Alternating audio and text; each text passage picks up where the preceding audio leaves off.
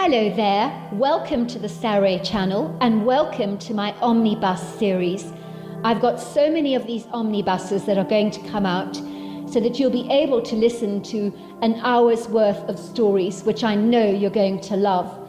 You know, the thing is that telling stories is such a fine art, and it's something that was practiced hundreds of years ago when people didn't have the technology that we have today. And everyone would gather around the fire and listen to a wonderful story. And also, what is so wonderful about a story is that personally, I think it is the best way to go to sleep. Every night when I go to bed, I always listen to stories. And that's something that parents used to do with their children. It's something that they still do with their children. There's nothing better than a good story. And so I hope you're going to enjoy this series. And before we start, I just want to say, do subscribe to my channel because you don't want to miss out on anything. Because I'm in for the long haul and I want to make sure that you get the most stunning stories to go to bed with at night or to listen to when you want to be one of those people sitting beside the fire and listening. Don't forget to subscribe to my channel and let's get started. I hope you're going to enjoy the omnibus. Dear Sarah and all your lovely listeners, it was in the 1980s. I was a young 25-year-old girl at the time, employed by a prominent newspaper.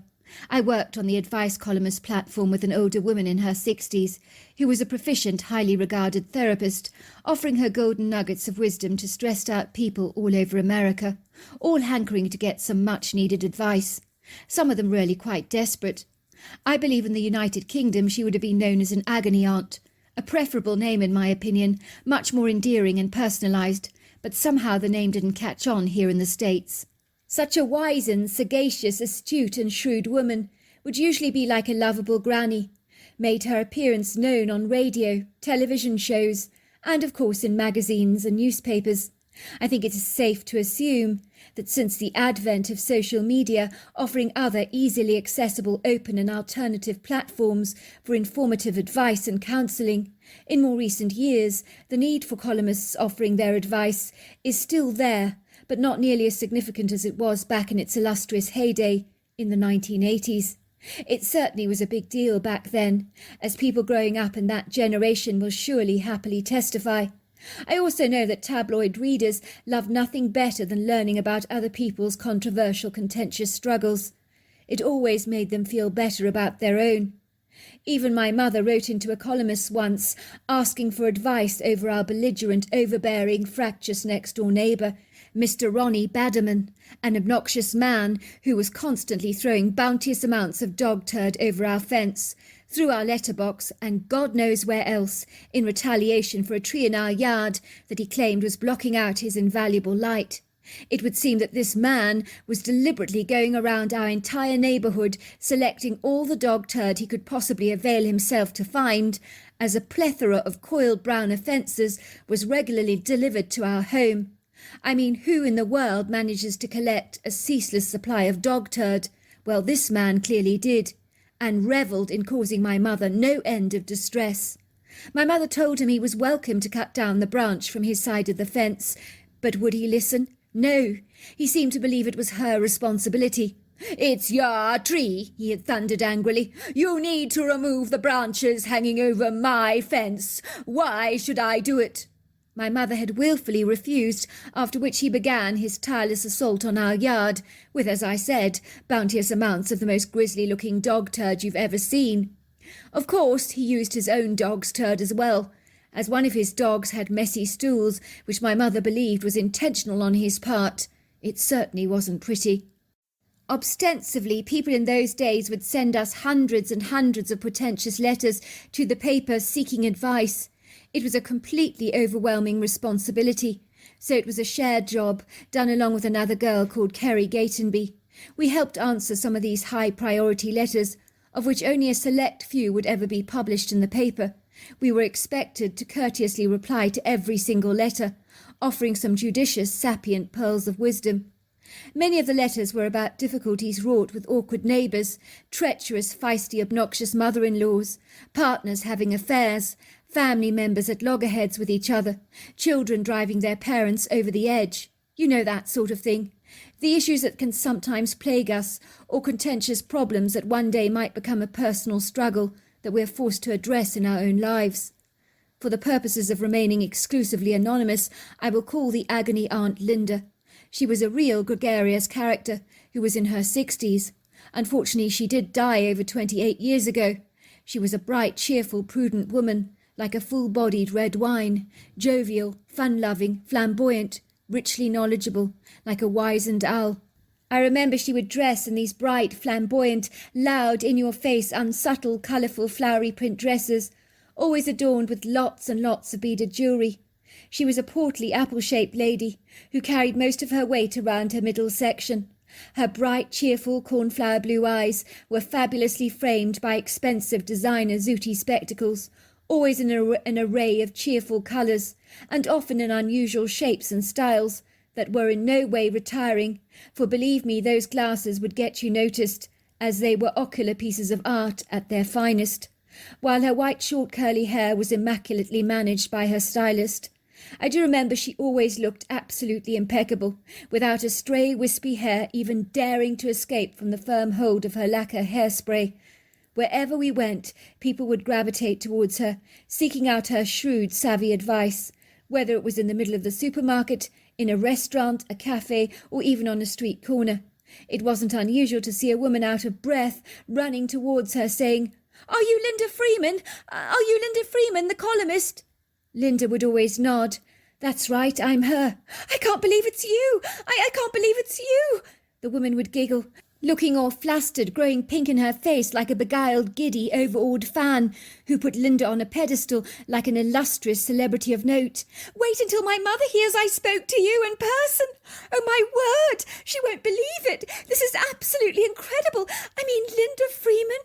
Linda Freeman? Who would think that I would even manage to bump into you like this in the middle of the street like this? I just can't believe it. She'll never believe I bumped into you, just quite by chance. My mother loves you. She contacted you once about how to deal with her friend badgering her relentlessly for loans. Your advice, it saved her life and her friendship." "I'm very pleased to have been of help," Linda would say, always enveloping the stranger in a warm, affectionate hug that always meant that people loved her all the more for her friendly, endearing nature that was much more like a lovable grandmother. I met Linda when I decided I wanted to get involved in media. It was my father who found the advertisement in the paper quite by chance, but maybe some things in life are not as random or erroneous as we might suspect. "Susan, this might be just up your street," he had said to me, circling the ad in a red pencil which read, "Advice columnist for established paper looking for assistant." I remember looking at my dad, appalled. "I want to write articles for newspapers, Dad. I don't want to be working for someone who answers people's problems. That's not my kind of thing at all." "Why ever not? Don't look a gift horse in the mouth, sweetheart. That's a foolish thing to do. This is the quintessential opportunity, don't you see, for you to get onto the work floor with editors and journalists alike. In no time at all they will become friendly with you, well acquainted, on first-name terms.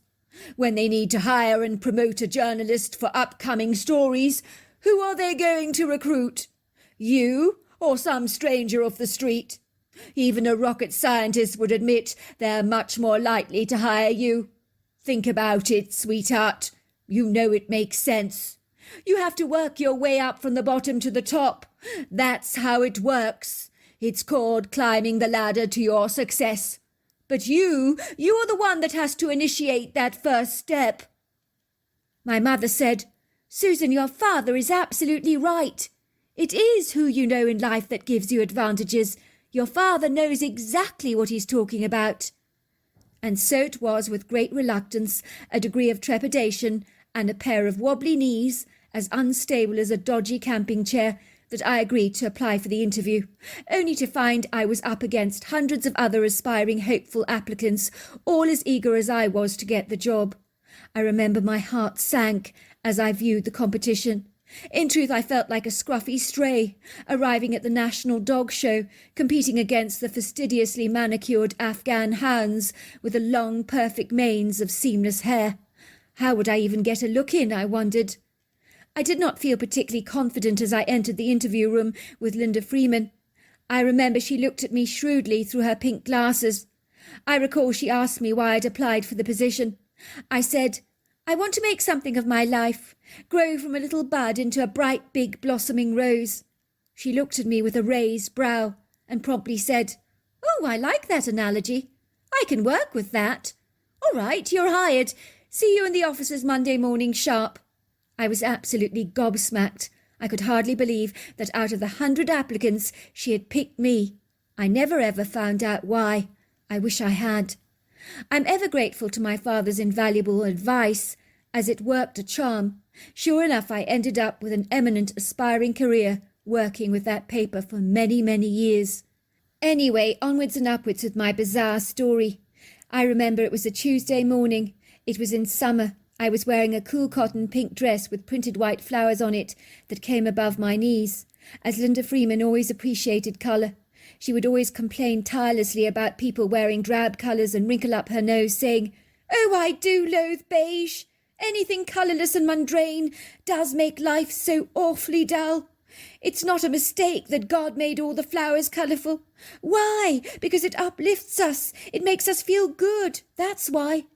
I had arrived at the offices earlier than usual that morning. I sauntered into the kitchen to prepare myself a nice piping hot cup of coffee, while finally, with my coffee in hand, I reluctantly ambled over to the huge, overwhelming piles of letters that awaited me in the postal bag on my desk. I physically let out a huge sigh. At the daunting task that lay ahead of me, as my friend, who normally helped me with my job, was now on leave. So I hastily began opening a few with Linda Freeman's ornate ivory paper cutter. But it was one letter that was so unique, it grabbed my attention. This is exactly what it said. I still have a copy of it today. It read, "Dear Linda, I don't know where to start when writing you this letter of mine. I cannot lie, I am unduly concerned that you might think of me as delusional or as batty as a fruitcake. I want to assure you that this is certainly not the case. I am of sound mind, a woman of mature years in my early 20s. I am the devoted grandmother to two very special adoring grandchildren, one that is 6 years old, the other that is 12. I'm writing to you concerning my 12-year-old grandson Isaac, who is inordinately giving me a great cause for solicitous concern in regards to a delicate troubling matter that has come to my attention of late. My daughter and her husband were travelling abroad to England for 3 weeks to visit a relative on her husband's side of the family. I was asked to move into the lodge to mind their 3 rambunctious, energetic large dogs, along with their 2 cats and 1 parrot, and of course to take care of the grandchildren. Naturally, I was absolutely thrilled, looking forward to this invaluable opportunity to spend some quality time with my grandkids, of whom I cherish greatly. The sprawling, very impressive ranch is situated in northern California, a fishing and hunting retreat in Plumes County, an idyllic rural spot with exquisite views, beautiful silvery lakes, surrounded by acres of resplendent national forest, consisting primarily of red firs, logpole pines, incense cedars, and Jeffrey firs, along with a scattering of hiking trails.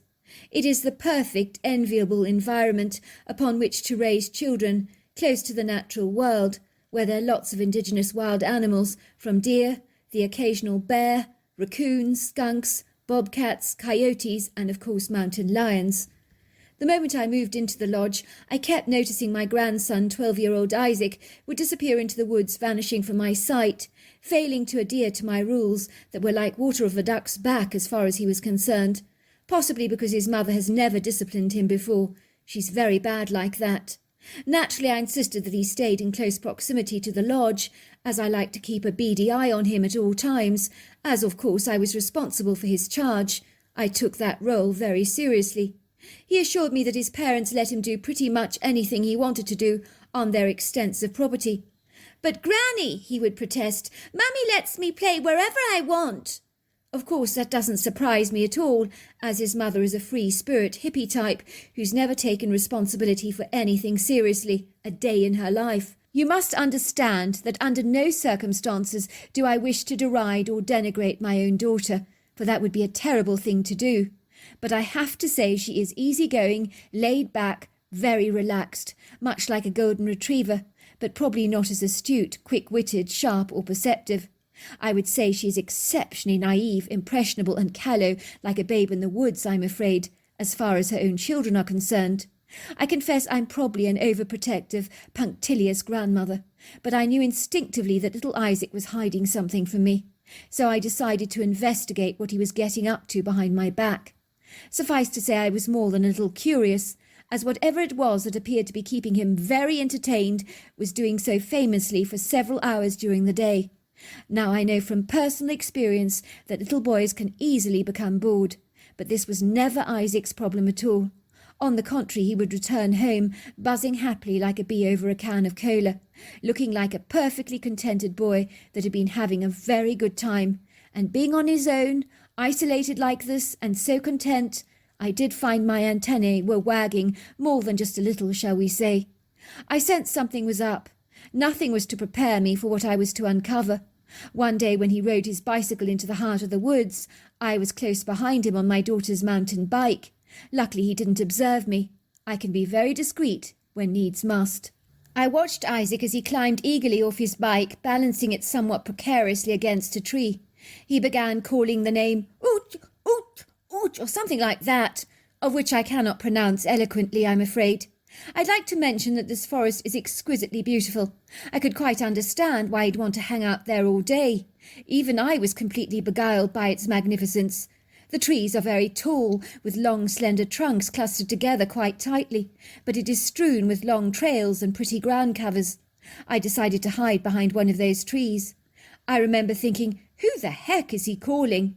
Then gliding through the trees was this 4-foot creature, but it looked human, only there were aspects to it that reminded me of a primate, most notably the bullet-shaped head, the very long arms, and of course the hair-covered body. Otherwise it was like a young boy covered in hair. Naturally I was unduly alarmed that my grandson was playing with this strange human-like creature, but it seemed that they had a very good, solid friendship. But it was when I saw the parents that I became incredibly alarmed. The mother and father of this strange hairy boy came to sit down on the earthen floor together, or should I say they squatted on their haunches to watch their child play with my grandson. The parents of the hair-covered boy were monstrously huge in size, scaring the living daylights out of me. I stood behind the tree, trembling, shaking like a blancmange jelly, with panic filling my chest with a rising level of angst.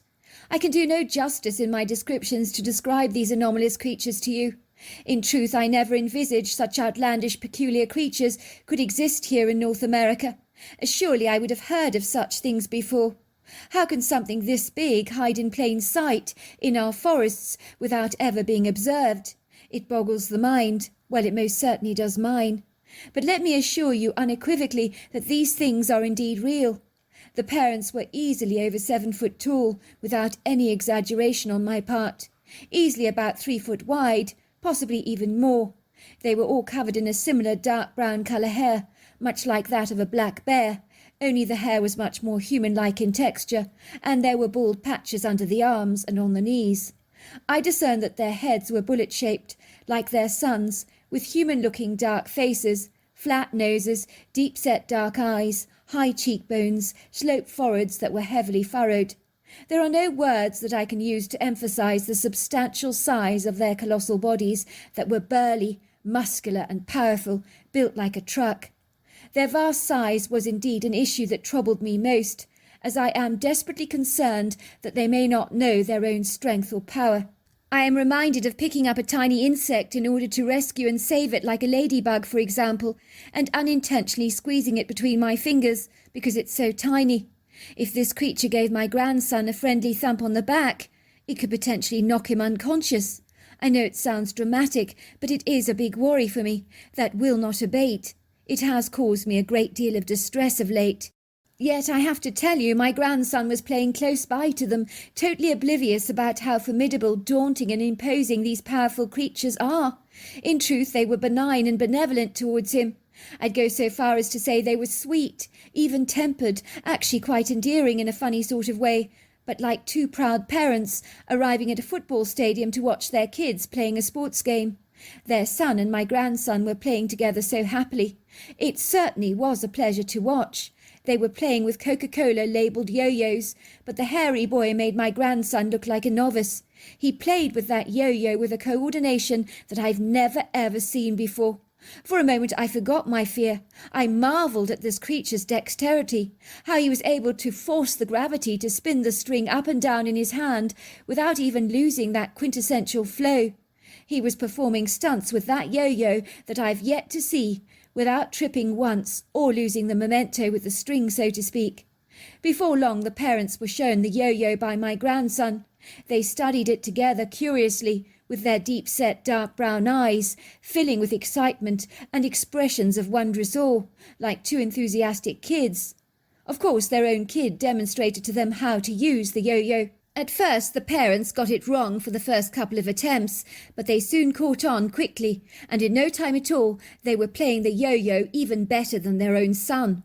My grandson was saying to them, "You can play the yo-yo better than anyone I know in the whole world." I think they understood what he was saying, as they seemed heartily pleased with the compliment. The creatures were talking together excitedly, like frenzied bees, backwards and forwards, backwards and forwards, backwards and forwards. Their language sounded like one of those long-forgotten Indian languages from the Navajo Nation. I could be wrong, but that was my impression. When my grandson came from the woods, I confronted him. I told him I'd seen his friends. I told him I was worried about him playing games with such dangerous-looking creatures, even though they did seem so benign. He laughed at me and said, "Granny, they're not dangerous. They're my best friends. They love me. I don't even know any humans as nice as them. They would never, ever hurt me." I said to him, "But they're very big, Isaac. Imagine if they did hurt you." He said to me, "Granny, just because they're big, it doesn't mean that they would hurt me. A big dog doesn't hurt the little dog in a household, does it? I'm family to them. They will never ever hurt me. They're protective of me." Of course, that told me off, put me firmly in my place. I know if I refuse to let my grandson play with his hairy friends, then I can almost certainly welcome tantrums, discord and chaos in this home of mine. Well, in this home of their parents, which of course is the last thing I want to do. Also, if I was to contact my hillbilly daughter, who is so vague, so incredibly caught up in a dream world of her own making, that I was worried about Isaac's welfare playing with those creatures, she'd never take me seriously for a month in Sundays. She'd tell me to stop being a stick in the mud and to let Isaac play with his hairy friends. She will definitely see things very differently to me, and that is a grievous worry. The reason I'm writing to you, Linda, is I'm wondering if I need to worry about the welfare of my grandson interacting with these wild-looking people. Is he in danger? Should I be concerned?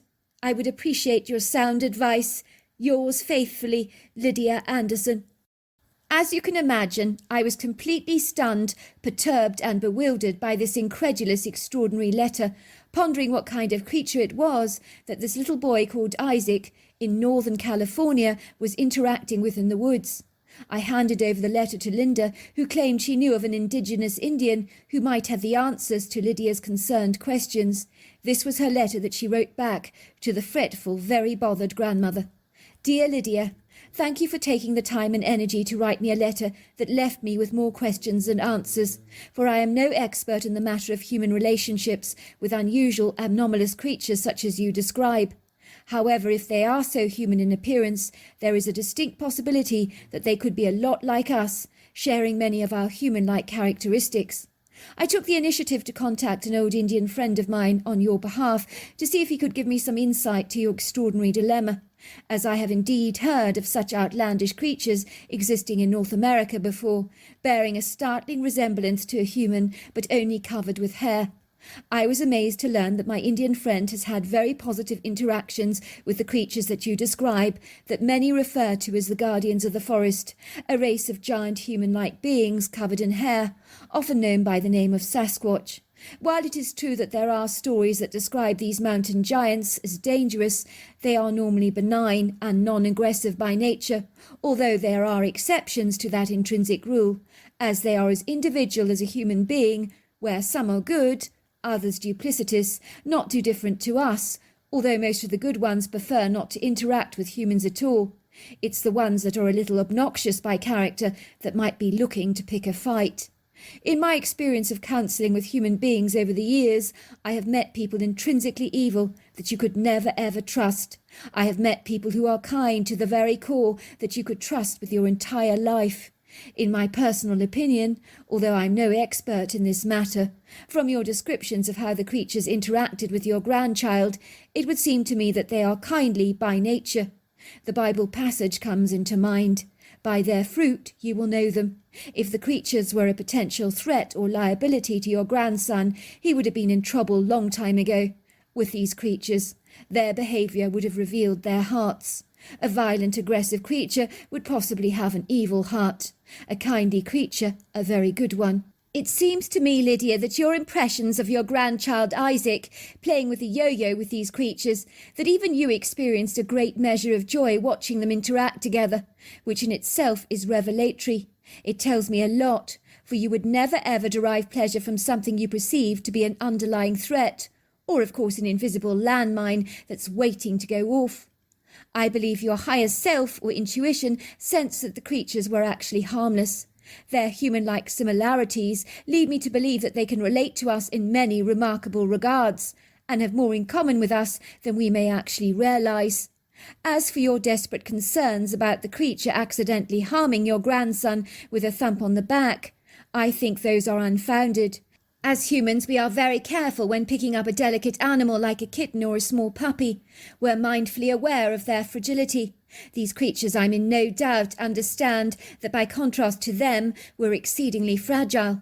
They're intelligent, I'm sure they perceive this fact, and are naturally gentle towards your grandson Isaac, based on the fact that they care for his well-being. It is my Indian friend's emphatic belief, based from his years of experience with these Sasquatch creatures, that you have nothing to concern yourself with, given that they have befriended your grandson personally. If they have welcomed him into their lives, he is possibly the safest person in your entire household, as they would defend your grandson to the death, if needs must. Such is the extent of their loyalty to those they invite into their immediate circle. He assured me that he has personally befriended a Sasquatch himself in what remains to be a solid, enduring friendship to this very day. He believes that they have accepted Isaac as one of their own. However, if I were in your shoes, I would speak to the parents about his unlikely friendship with these creatures, even if your daughter is as vague as you say, when they return from their holiday abroad. It is important that they're not uninformed about what their son is doing when he plays in the forest. They must be aware of your son's attachment to his hairy friends, for their son is impressionable.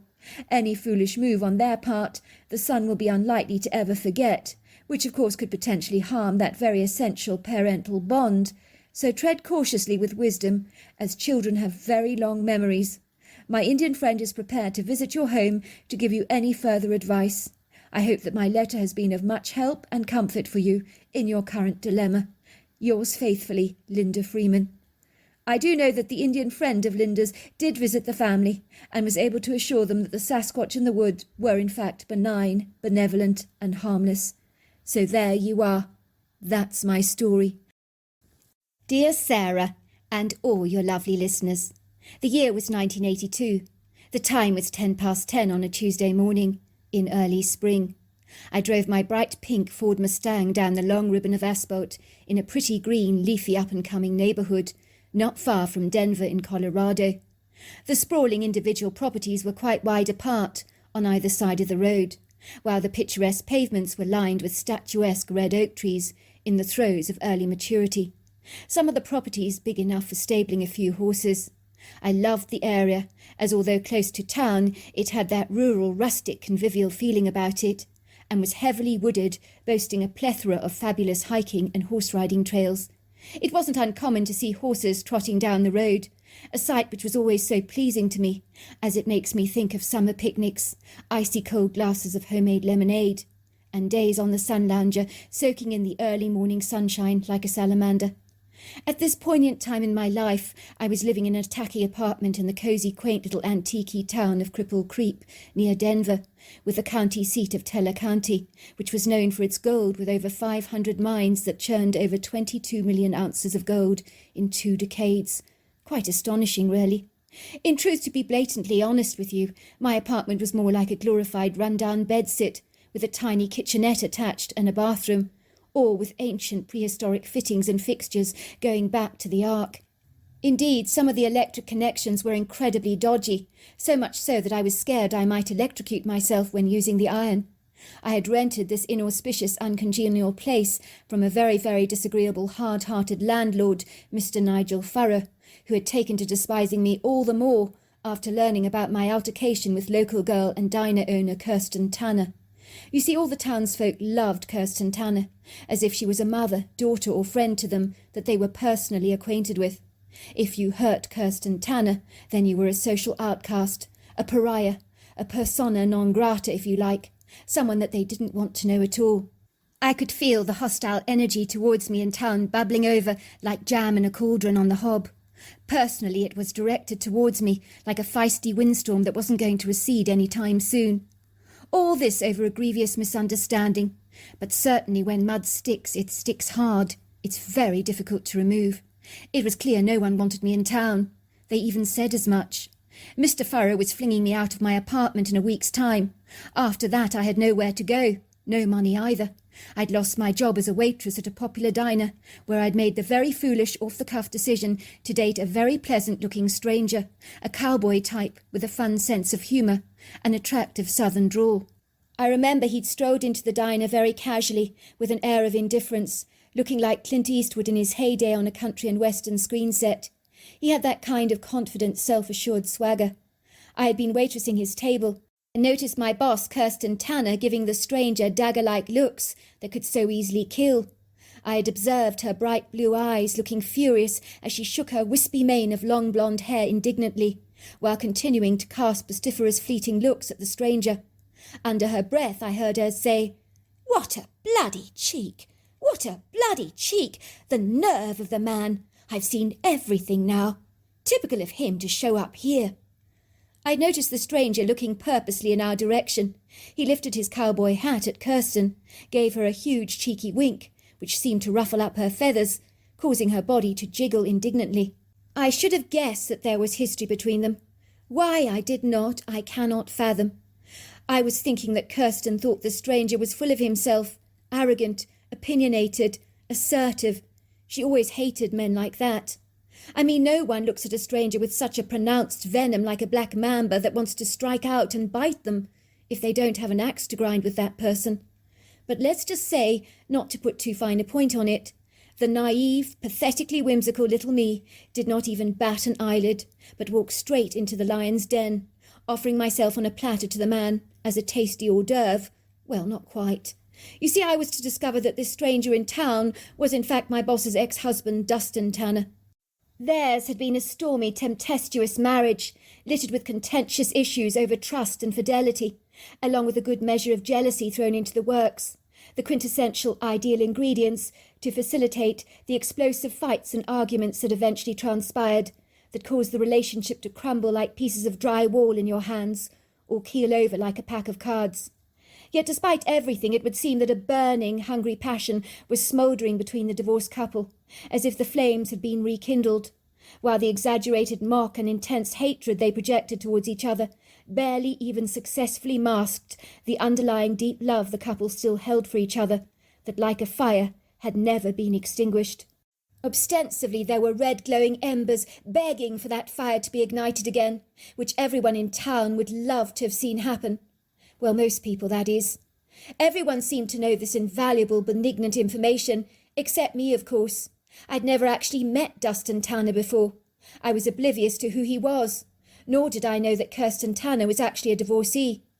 Little did I know that Kirsten's ex-husband was using me as a pawn to make his ex-wife jealous. It had worked a charm. An innocent drink with a perfect stranger had put a spanner in the works, stoked up the delinquent, incorrigible flames that were now out of control, as if a dragon had been breathing on that fire, stoking it up all the more, while those divorce papers between them actually seemed to be lifting off and flying away in the wind. I mean, talk about bad luck. I wasn't even interested in the man, for goodness sake, despite his debonair good looks, beguiling wit, and ever so nice manners. In truth, he wasn't my type. Besides, I was done with relationships after having dated the biggest jerk on the entire planet that I discovered was having an affair with another man. So that was a low kick to the guts, one that I was still recovering from. Regretfully, like the biggest bundling idiot that I actually am, with the astute perception of a wayward gnat, I had agreed to have a little drink with him at a bar in town, which was a catastrophic mistake on my part, as I'd been spotted by the town's nosy ferrets, and then some, which had been the whole idea. It would seem that tongues began to wag, as they always do in a small town. Whispers abounded, as people sniggered and giggled, pointing accusatory fingers at me. "You've got a brass nerve," someone said to me in the bar. "And in broad daylight, too. You should be ashamed of yourself, little hussy.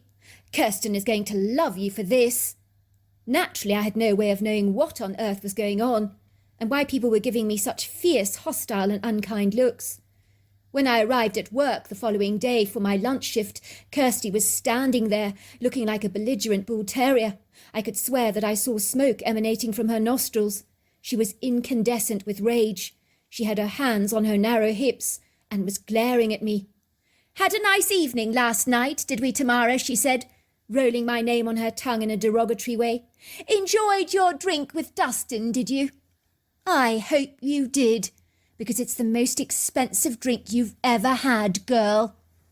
I stammered, looking at Kirsten awkwardly. What was she going on about? Why was she so enraged? "Sorry, Kirsten, but what you talking about?" "Don't lie to me, Tamara. I hate liars. You know. Everybody else knows. Don't play little Miss Ignorant Butter Won't Melt in My Mouth look with me, will you? It ain't going to wash with me. I wasn't born yesterday." "No, what?" I asked. "That the man you had a drink with last night was Kirsten's ex-husband, Dustin, and they're still madly in love with each other," said Stacey, one of the other waitresses, bursting into the conversation. "Although, of course, they'll never admit it's true. I'm sorry, Tamara, but Kirsten's ex asked you out for a drink just to upset her. The oldest trick in the book, if you ask me." "Who said anything about my being in love with the man? Stacey, for goodness sake, we're divorced." "Methinks the lady protests too much," said Stacey, giving me a wink and bustling off to attend to her duties. I gawked. "I had no idea you were an item. It was only a drink, Kirsten. I'm not interested in Dustin in that way, and nothing happened. It was a perfectly innocent drink, I assure you." "I'm not going to sit here and listen to all this. All of it is lies." Kirsten growled at me. She lifted up the huge glass container of peppermints on the reception desk on the diner next to the till and threw it at me. It crashed on the linoleum floor, breaking up into hundreds of glass shards, while the peppermints went rolling and dancing all over the diner, underneath tables and in obscure places. "Clean this mess up," said Kirsten. "Every last shard of glass, every single peppermint. And then I want you out of here, out of my life, out of my diner. No one, I repeat, no one messes with my man, even if he is my ex. Do you understand?" There was no reasoning with Kirsty. She was convinced I'd known the stranger was her ex-husband, and my accepting a date from him had gone down like a lead balloon. I'm almost sure it revived the green-eyed monster from its slumber, as Kirsten's defiant, maddened look revealed that she was still in love with the man, and my intruding on that sacred space was filling her with a fury that would make an elephant in musk look like a teddy bear.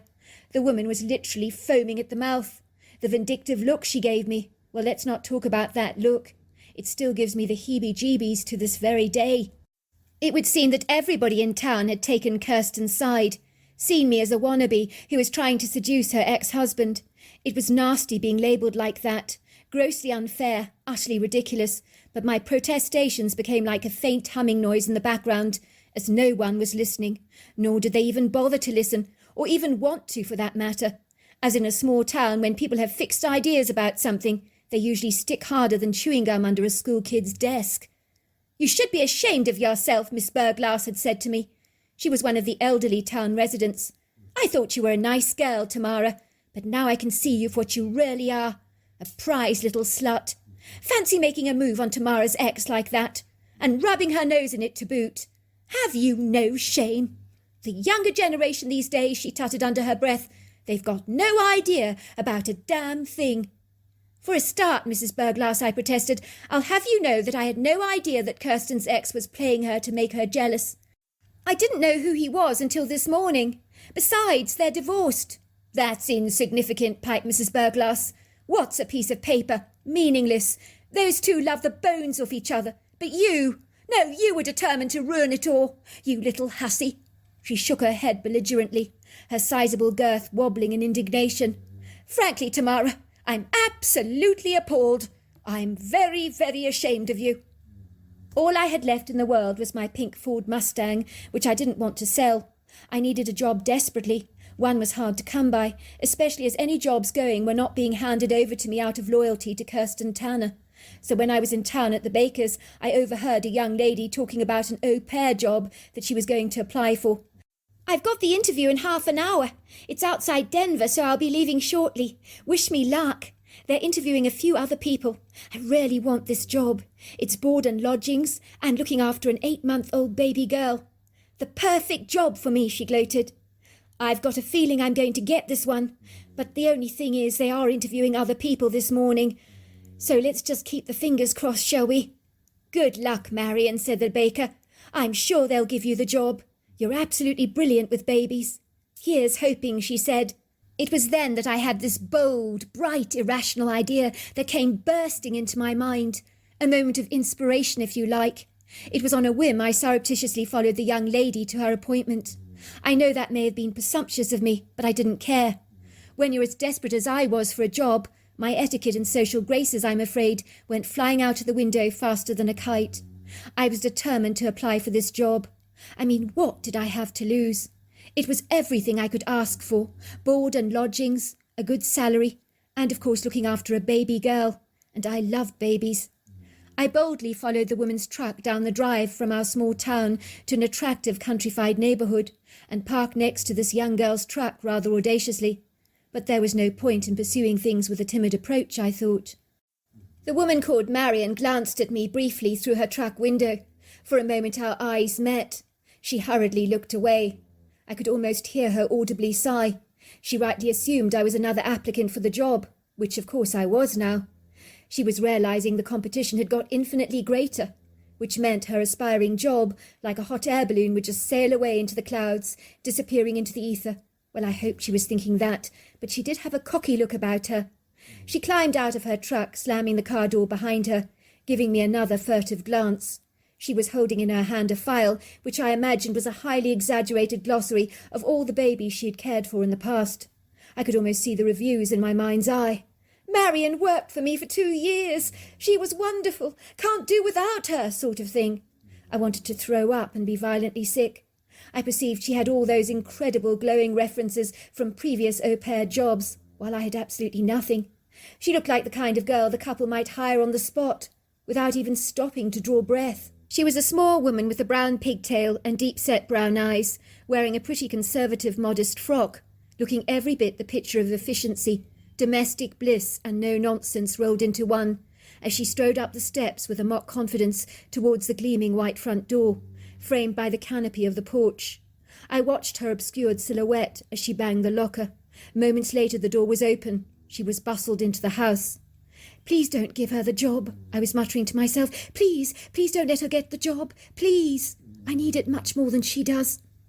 The house was a typical craftsman-style home, painted in a soft peach colour, with dark grey triangular roofs, overhanging eaves with exposed rafters and beams, heavily tapered columns, all painted in white, with patterned windowed panes and a covered porch. It was a very attractive home, situated on a sprawling park-like property, with perfectly manicured emerald green lawns, colourful flower beds bursting with bright, cheerful colours, and scatterings of trees, some that had burst into fragrant pink blossoms, as well as a gleaming silvery pond that twinkled under the shafts of sunlight that bounced off its rippling surface in pretty rainbow-like prisms. To the rear of the property was a flowering meadow that was fringed by a woodgrove comprised of the viridescent spruce and logpole pine trees. Finally Marion left the house. I could see the confident smile on her face. She looked pretty assured that the job was almost a done deal. I would know that look anywhere, self-satisfied, assured and smug. I watched her get into her truck and drive away. It certainly undermined my confidence. I sighed, already seeing that opportunity of acquiring this job dwindling away before me, like a bird on the wind. Still, I'd got here, hadn't I? And so I would do my damnedest to get this job. I crossed my fingers and toes, said a tiny little prayer, which ended and began with, "Please God." I wasted no time in climbing out of my pink Ford Mustang, slamming the door gently behind me, straightening out my sweater with the inappropriate logo written across it, in gold print, which read, "You better believe I'm cool." Not exactly the kind of clothing you should wear for an interview like this. Still, beggars can't be choosers. I made the lonely trip to the front door with only my purse in my hands, while wearing a pair of blue jeans and a pair of neat-looking sneakers. I knocked at the door and was whisked into the living room. "Sorry, you are?" said a distinguished-looking man wearing a leather jacket, turtleneck top and dark jeans, whom I imagined was the husband. I was right. His name was Martin. "I'm Tamara Holden," I said. The woman looked up at me, glancing at the paper briefly. "The agency never mentioned a Tamara Holden," she said, beckoning for me to take a seat, on what I can only describe as the most luxurious couch that I'd ever seen. I sat on its edge awkwardly, not daring to get too comfortable or even familiar, my toes tapping the wooden floor beneath me, my fingers trembling.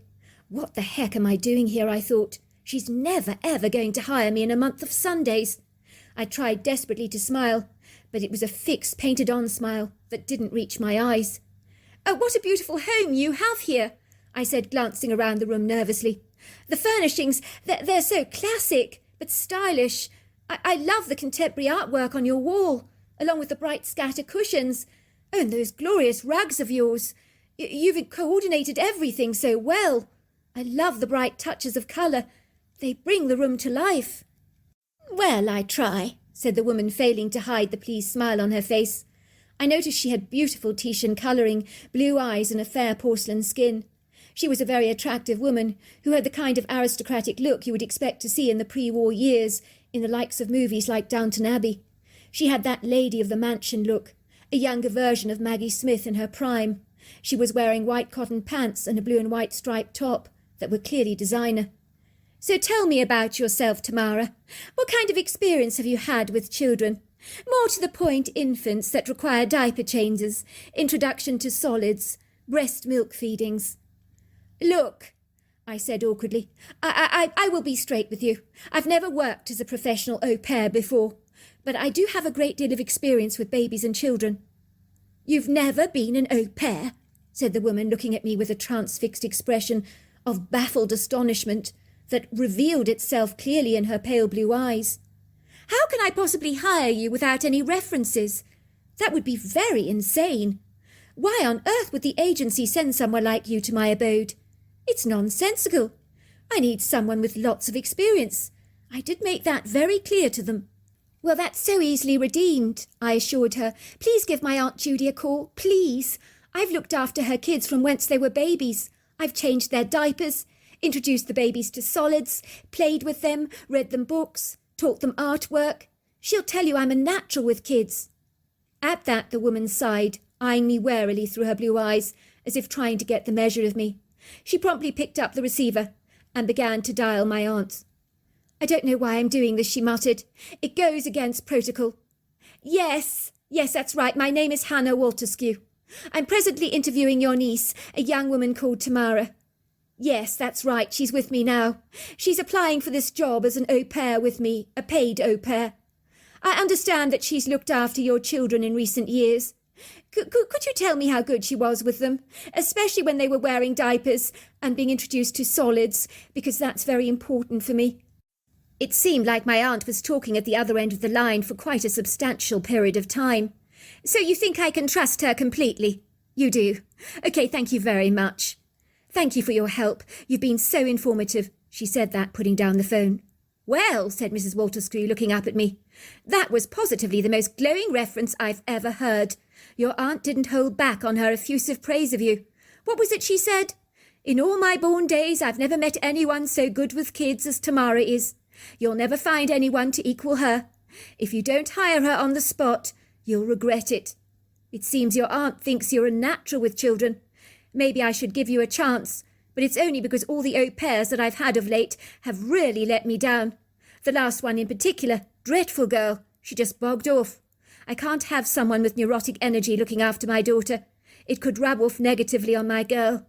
Previously, I've employed young ladies that are much more formal than you. Perhaps that's where I've been going so terribly wrong. Maybe a more relaxed approach will suit Amelia better. Look, I'll give you a 2-week trial. If I'm happy with your performance, you can have the job. I'm out during the day with my husband. I'm an interior designer. My husband's an architect. We work together as a team. We have offices not too far from here. I'm a phone call away in an emergency. Now, we do have a cleaning team who come here twice a week to give the house the once-over. You'll be staying in the bedroom adjacent to the baby's nursery. I'll set up a baby monitor in there for you. And so it was I moved into the Walterskew home and began to look after little Amelia, who was an 8-month-year-old babbling baby that was clapping all the time so happily, making cute sounds, already crawling. She was absolutely adorable, with the brightest, most gorgeous blue eyes that I've ever seen, and the chubbiest cheeks.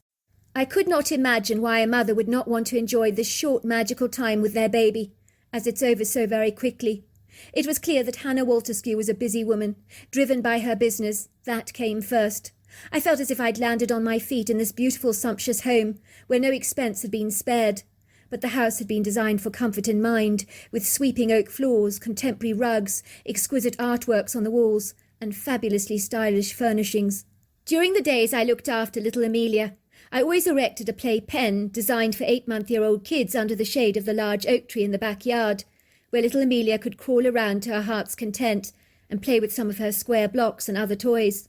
I knew she was safe there. While the annoying hunger signals in my brain were firing on all cylinders, I couldn't refuse them.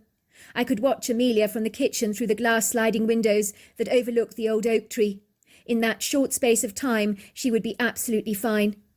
I picked up Amelia in my arms, gave her a quick cuddle. She chuckled and clapped her hands. I then placed her back into the pen.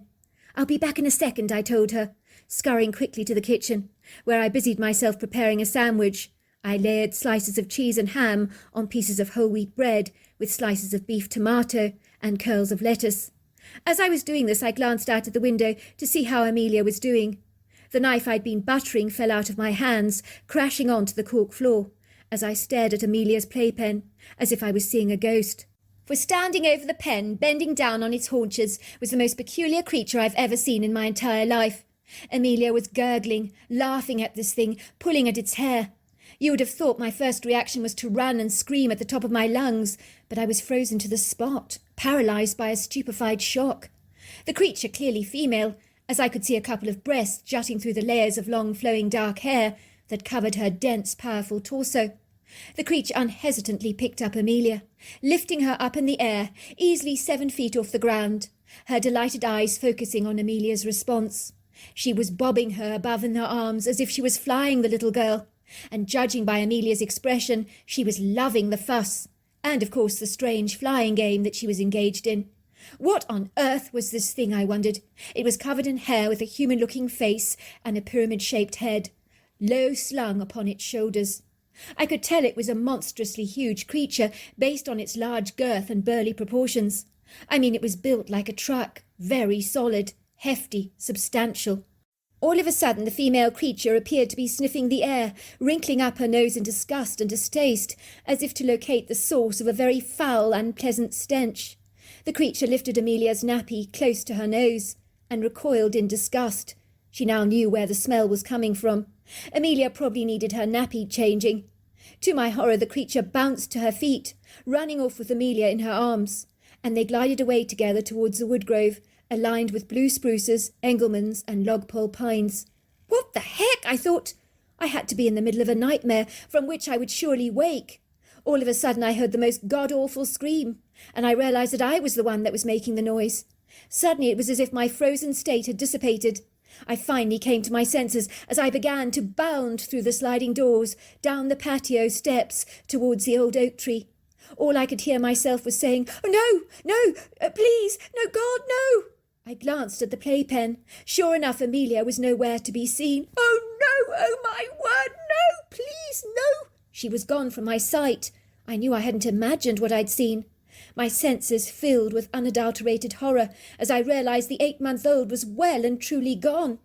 I can't describe to you those moments of realizing that a baby put in your charge is now missing, abducted by the most peculiar creature I'd ever seen. I couldn't imagine what I would tell the parents, the looks I would get when I blamed her abduction on a huge, hairy humanoid creature with ape-like influences to its appearance. For a start, no one would believe a word of it. I'd look like I'd lost my marbles, that I should be booking into the nearest psychological unit for mental evaluations. I could even see Hannah shaking her head in disgust and saying I should have never let that woman into our home and trusted her aunt's biased recommendations. Anyone can see she's as nutty as a fruitcake. All these horrifying scenarios were building up in my head like a pressure cooker that was about to explode in any given minute. So I charged through the woods like a bull in a china shop as I aimlessly called the little girl's name. "Amelia! Amelia! Amelia!" The tears were pouring down my face. In a trice, helplessness consumed me, while a deep gut-wrenching nausea as bitter as gall rose up in the back of my throat.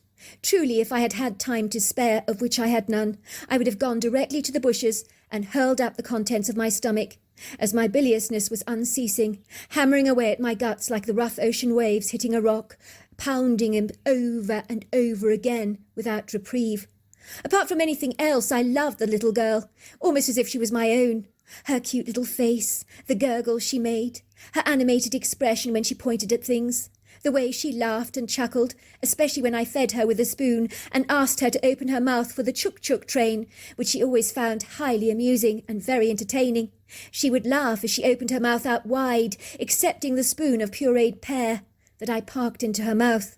She would oscillate her arms and point to the spoon, and once again the chuk-chuk train would start up all over again to deliver some more pear puree into her mouth.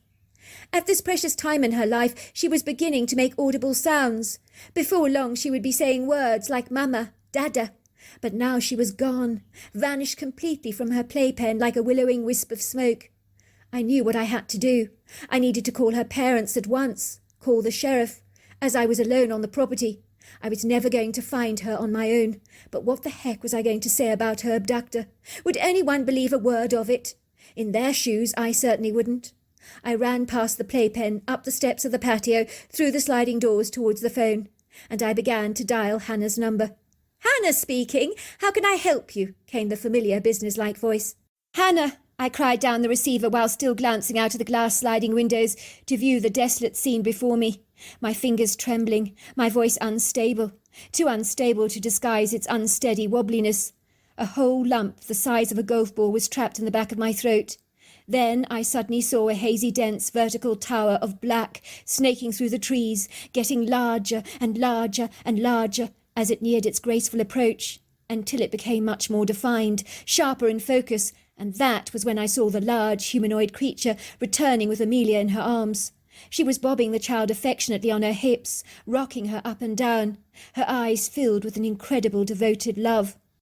Finally, her overlong arms replaced her in the playpen, while Amelia began to cry in protest when the creature left her, as she clearly didn't want the anomalous creature to go. She was not usually that responsive to strangers. She wobbled on her chubby legs as she tried to haul herself to her feet so that she was balancing over the bright pink walls of her playpen, while her tiny little hands were waving. The creature gave her one more doting look, and promptly glided away into the woods, moving with an astonishing grace, with her arms swinging backwards and forwards in a marching motion. Tamara, is that you? Tamara, is that you? Is something wrong? Is everything all right with Amelia?" Yes, it's me," I said, trying to compose myself, drawing in a huge relieved breath. "It's me." "Look, Tamara, I don't mean to be rude, but I'm very busy. I told you not to phone me unless it was important. What is going on? Is everything all right?" I think Amelia said mummy," I said, lying quickly through my teeth, thinking fast on my feet, for the ideal, perfect excuse to excuse my random telephone call. "Really?" said Hannah's voice softening at the other end of the phone. "She said mummy.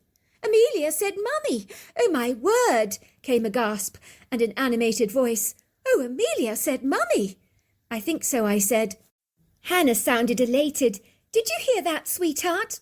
I could hear her say to her husband, "Amelia said mummy. Her first words, mummy. Now that's a milestone. Please note, sweetheart, she didn't say daddy first." "I heard," said the voice of her husband, that sounded less than amused. "Our daughter said mama and not dada, and dada's so much easier to say." Don't rub it in, sweetheart. I'm sorry to have phoned, Hannah. I apologised profusely. I just thought you should know. Oh, I appreciate you phoning, Tamara. This is a very big deal. I think it was very important you phoned. I don't think the other au pairs I hired would have been on the ball like you are. You're doing a sterling job, Tamara. Well done. I'm incredibly impressed with you, young lady. And Amelia loves you to boot. I put down the receiver, dashing out of the sliding doors, down the patio steps towards the playpen. Amelia was busying herself with some play bricks, piling them on top of each other. I lifted dear, sweet, darling Amelia up into my arms to embrace her with a huge, affectionate cuddle, while bountiful tears of relief flowed down my cheeks like the raindrops on a glass pane. And that was when I discovered she wasn't wearing her nappy. It had been discarded, but in its place I noticed that instead of a nappy, a pasting of overlapping leaves had been applied to her bum, but with such a masterful precision.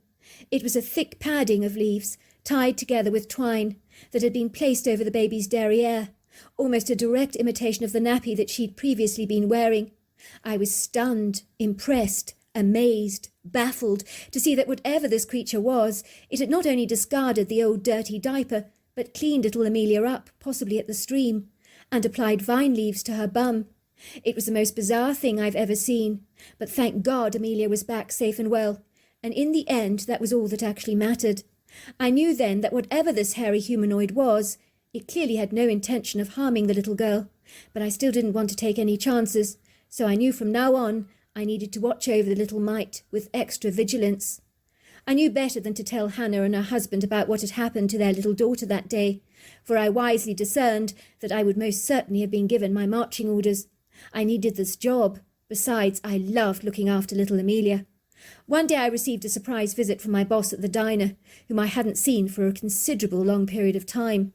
I got the shock of my life when I saw Kirsten's familiar truck rolling up the driveway and making a screeching sound as it stopped. The woman got out. I remember thinking, what the heck does she want?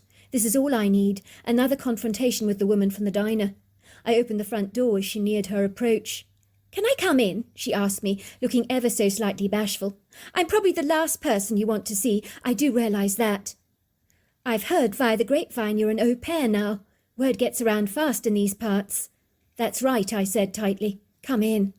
Little Amelia was on a little swing set in the kitchen and chuckled happily to see our new visitor. "So this is your charge," said Kirsten, leaning over to give Amelia her little cheeks a tug. "She's adorable. This beats waiting tables any day of the week." "What do you want, Kirsten?" I asked stiffly. "I want to apologise to you for the way I treated you at the diner. It was unacceptable to treat you like that. I'm so sorry for turning the townsfolk against you too. It was very wrong." "Why the change of heart?" I asked, busying myself by putting a kettle on the gas hob to make some coffee for my guest. "Because I'm a bloody idiot, that's why," she said, showing me the glittering diamond now on her finger. "You're married?" I gasped. "That's incredible. Who's the lucky man?" "Last weekend I remarried my husband Dustin, the man you went out to drinks with. We both went off to Vegas to tie the knot." "But why? I don't understand. I thought you were divorced." "Because we love each other, that's why. We can't live without each other. But for so long we've been at each other's throats, suspicious, jealous all the time. We've been receiving counselling to curb those issues in our lives. The therapist believes we both have issues with trust, as we are victims of being abandoned by our mothers early in life, which has affected our personal relationships. It turns out that my husband is staunchly loyal. He told the therapist that after I came along, he's never given another woman a fleeting glance. Well, I'm very happy for you, and congratulations on your wedding. But I promise you, I only went out with him for a drink. I wasn't interested in him, as lovely as he is, but he's not my type. I know, Dustin told me. He said he had to push you to agree to have that drink with him, that you weren't keen at all. He also affirmed you had no clue that he was my ex. That's why he actually asked you for that drink. So he was using me as a pawn on a chess game to make you jealous, I said. Something like that. I'm really sorry, Tamara. It's all right, I said, giving my friend a warm hug. I'm glad the dust has settled. I would hate to have lost our friendship. But promise me any time soon you won't be throwing peppermints at me or breaking any glass. I promise, she giggled. To cut a long story short, I worked as an au pair for Hannah and her husband for over 6 years and became an intrinsic member of their family and a godmother to little Amelia. Hannah's husband introduced me to his younger brother Roy. The moment we met, well, let's just say we fell hard for each other. So we got married and had 3 children of our own that have long since fled the nest. I have never shared this story with anyone before, because there are some things best left unsaid. Until now, in this forum, when I thought I'd get my story told. After all, Amelia is fully grown now. I realise the creature who changed her nappy for a diaper of vine leaves was in fact a Bigfoot. So there you are. That's my story. Dear Sarah and all your lovely listeners, the year was 1972, a beautiful tranquil day in a green leafy neighbourhood outside Spokane, Washington. It was early spring, and the flower beds were bursting with colourful blooms in reds, pinks, purples, blues, yellows, whites, a kaleidoscope of visually enticing colours, while the viridescent green manicured lawns, hedges, climbing shrubs had been manicured to perfection by the local residents. The recent rainfall filling the air with an intoxicating dewy freshness, where the smell of sweet mown grass permeated the crisp, vibrant morning with a heady, pleasing infusion. The crab-apple trees and flowering plums, curvaceous boughs, were graciously caressed with the ethereal, pretty spring blossoms, while the golden sunshine smiled down upon the earth with a generous, hugging warmth that enveloped you in the quintessential, cheerful essence of a perfect spring day. A couple of jubilant children were riding their bicycles down the long ribbon of asphalt, framed on either side by large verdant lawns with long lines of statuesque mature oak trees. A young woman appeared to be walking her little Scotty terrier down the street, who was sniffing everything in sight with a rambunctious enthusiasm, while his tail was wagging profusely. It was the quintessential idyllic picture of urban bliss, as urban meets country, as further down the road the neighbourhood was flanked by thriving prodigious wood groves full of fabulous outdoor hiking trails filled with clusters of ponderosa pines and Douglas firs, their towering pyramid shapes, long slender trunks and bobbing needled boughs penciling up into the cobalt blue sky like graceful verdant jewels. Zinnia Adams instinctively sensed that something wasn't quite right. She had returned to her white truck after visiting the residence at number 42.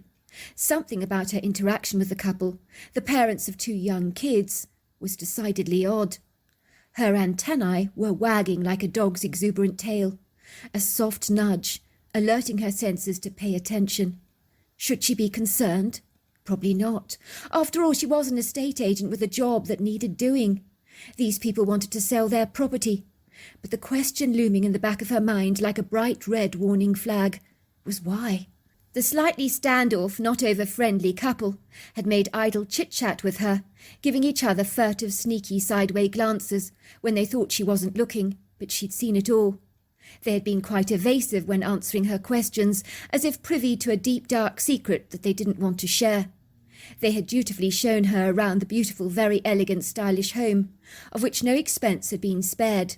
An architect's creation where the classic old-world charm of Georgian influences from the original house was married seamlessly with more modern, sophisticated open-plan living at its finest. All the alterations were very new, elaborate, state-of-the-art, that had been created for them at a vast expense and, of course, using creative ingenuity. A unique home in its own right, which had clearly been a labour of love, where the couple had put their soul and heart into this property, along with their hopes, dreams and aspirations. The house positively reeked individuality and savoir-faire. It was without doubt one of the most stunning, breathtakingly beautiful houses in the neighbourhood. They had extended the property so seamlessly, as if all the additions were part of the original design. No easy feat by any stretch of the imagination. They'd even added a designer kitchen to the property that would make Gordon Ramsay quite literally drool. No one planning to sell their property for an excellent price would go out of a limb to invest in the most extravagant fixtures, fittings and appliances in order to align someone else's nest with such finery. I mean, why would a magpie put hundreds of its glittering nuggets into a blue martin's nest for the blue martin to enjoy? That would be incredulous.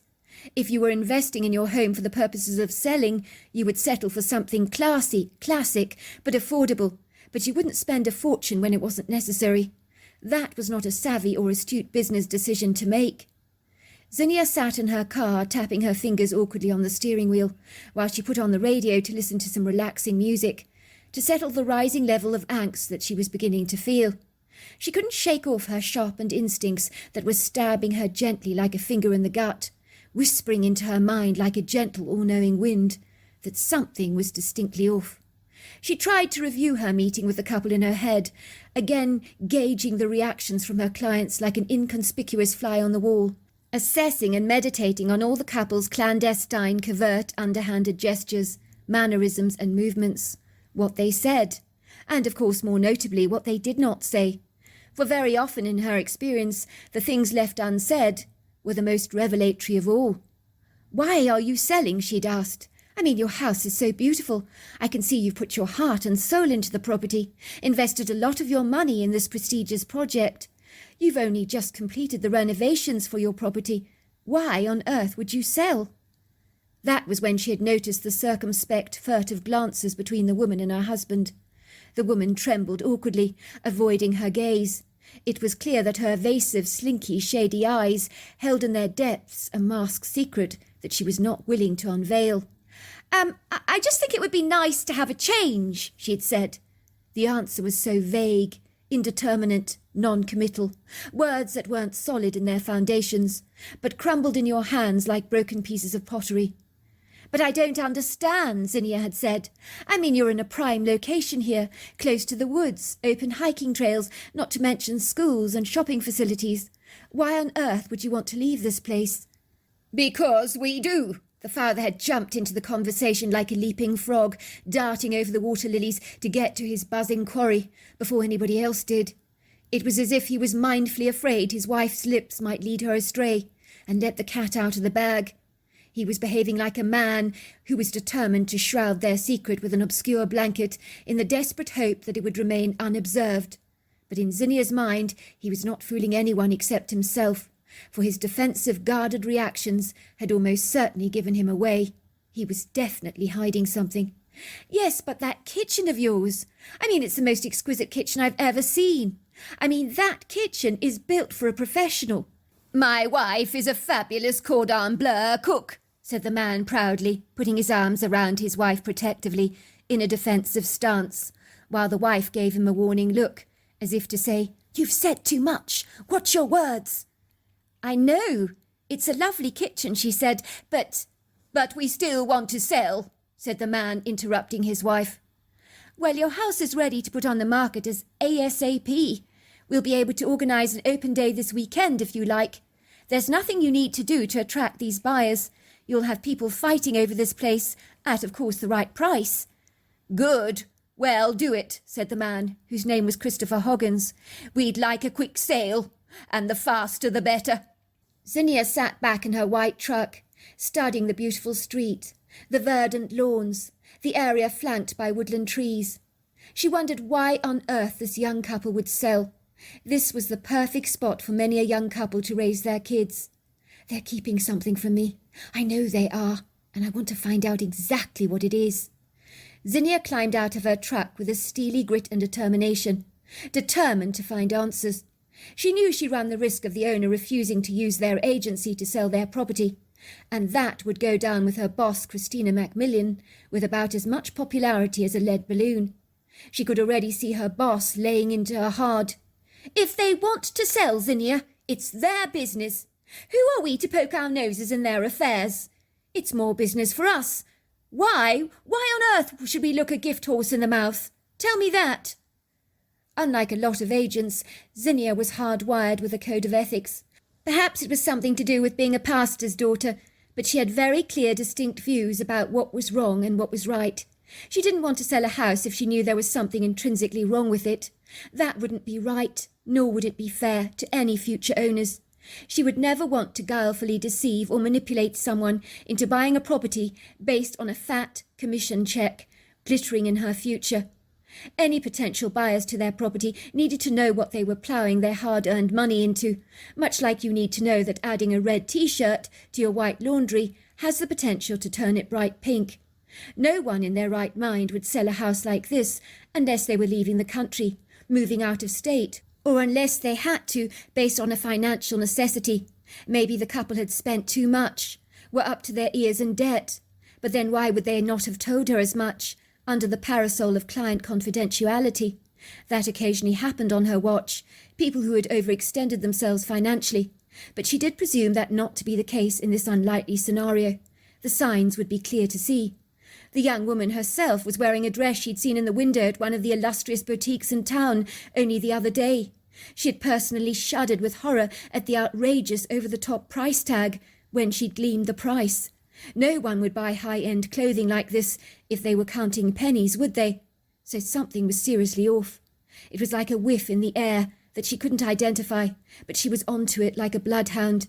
She wouldn't be happy until she could distinguish its source. She made the swift journey back to the gleaming red front door, hampered only by the click-clock of her inappropriate high-heeled sandals that she wished to God she wasn't wearing. They slowed down her approach as she tottered up the sandstone tiles that led to the front door. She admired the 2 large pots of hanging petunias and lobelia that framed the entrance, along with a big front door mat with a sign "Welcome" embossed in gold. She peered through the vertical window superbly fitted with its stained glass designs of blue irises, and banged boldly on the horseshoe knocker while ringing the doorbell. The intercom burst out into the familiar kids' tune, "Twinkle, Twinkle, Little Star." She intuitively perceived that the friendly couple would possibly not be best pleased to see her again, since she'd only left moments before. Now she was back like a nasty mosquito that wouldn't leave you alone, that they secretly probably wished they could swat. Christopher Hoggins opened the door, his face registering surprise to see Zinnia standing there again. She could see his jaw stiffen, his hazel eyes tighten and squint. There was a taut, rigid tension that swept through his body as he pulled his chest erect from its previous slouch position in a protective stance to give the impression that he was bigger than he actually was, which animals tend to do when facing a predator to appear more intimidating in the wild. Was he seeing her in this light, she secretly wondered? It seemed more than likely. "May I come in?" she asked. "It'll only be for a moment." Christopher shrugged his shoulders in a nonchalant way, but the concern in his eyes was not easily disguised. "Be my guest," he said as he opened the door and led Zinnia directly into the kitchen, where his wife was bustling away, stirring at a red concoction vigorously on the gas range that looked suspiciously like tomato sauce. "That smells very good," she said. "What are you making? I think I can smell basil, garlic, oregano, tomatoes. Is it some kind of sauce?" "That's right. I'm making a tomato base for a pizza," said the woman, wiping her hands on her apron and joining her husband's side. A worried expression developed on her face. "My kids, they love pizza. It's their absolute favourite food. Obviously, as a mum, I try to make it healthy for them. I never buy those awful pizza sauces in the shop. You know, the secret to a good pizza's a good sauce, a homemade one, along with a delicious crispy base." "Is everything all right?" she asked. Why are you back so quickly? Is there a problem with anything we discussed? Have we overlooked something?" "I was hoping you could answer that question for me yourself." "Look, I'm not going to beat around the bush. I'm going to say it as it is. I don't buy your story about why you want to sell. It makes absolutely no sense to me. I know you're holding back something. I need to know what it is if I'm going to be your agent. Is your house haunted? Have you been experiencing supernatural phenomena since your alterations? It does happen. This wouldn't be the first time on my watch. But so as you know, any potential buyers need to know if your house is haunted." At that, Christopher Hoggins burst out laughing. "Haunted? No, I can assure you it's not haunted." "Well then, what's wrong with it? What are you not telling me? As far as I can see, there is no rising damp, no black mould, no termites, roaches, rats, or horrible neighbours. Well, as far as I can see anyway, although the latter I'm not sure about. So if you're not living next door to the axe murderer from hell, what in fact is going on? Unless of course this is a sensitive issue regarding finances, and you can guarantee my discretion in regards to this matter." "Christopher, for goodness sake, just tell her," said his wife suddenly. "Tell her. This girl is a hell of a sharp. We can't pull the wool over her eyes." Christopher looked awkward. He guided Zinnia with his sweeping hand gestures outside the kitchen into the living room and proceeded to pour everyone a tot of whiskey. I don't drink," said Zinnia. "Well, not while I'm on the job anyway. My boss would have kittens if she saw me doing so." "Believe me, you're going to need it," he said. Zinnia gulped down the whisky, not enjoying the taste, as the tart acidity of the drink scratched the back of her throat. She nearly gagged. "Well, I'll tell you the story, shall I?" said the wife. "Well, whether you're going to believe it or not, that is questionable, and I wouldn't blame you if you didn't. But it actually did happen. It was on a Tuesday night a month ago. My little daughter Madeline, who is 7, came running into my bedroom. She was hysterical. She said there was a monster tapping at her bedroom window and making funny faces at her. Naturally, she was absolutely terrified. To even go back into her bedroom, she claimed she wanted to sleep with Mummy and Daddy. Moments later, my other daughter Tammy, who's 8, was seeing the very same thing. At first I thought my daughter was having a bad dream, but with 2 of them claiming to have seen a monster at the window, my concerns were naturally raised. Unless, of course, they were feeding each other nonsensical imaginings, which kids can do. The same thing happened again for 2 consecutive nights. So that was when I decided to investigate their irrational, unfounded claims by going through the motions. I asked them to show Mummy where the monster was. They pointed to the window. I pulled back the curtain. I nearly had a heart attack. There really was a monster on the other side of the window, staring in at us. I mean, that was the last thing I expected to see. And this thing, it was hideous. "Are you sure someone wasn't playing tricks on you? A neighbourhood prank, perhaps," said Zinnia, not knowing how to react to the couple's outrageous, idiosyncratic, preposterous proclamations.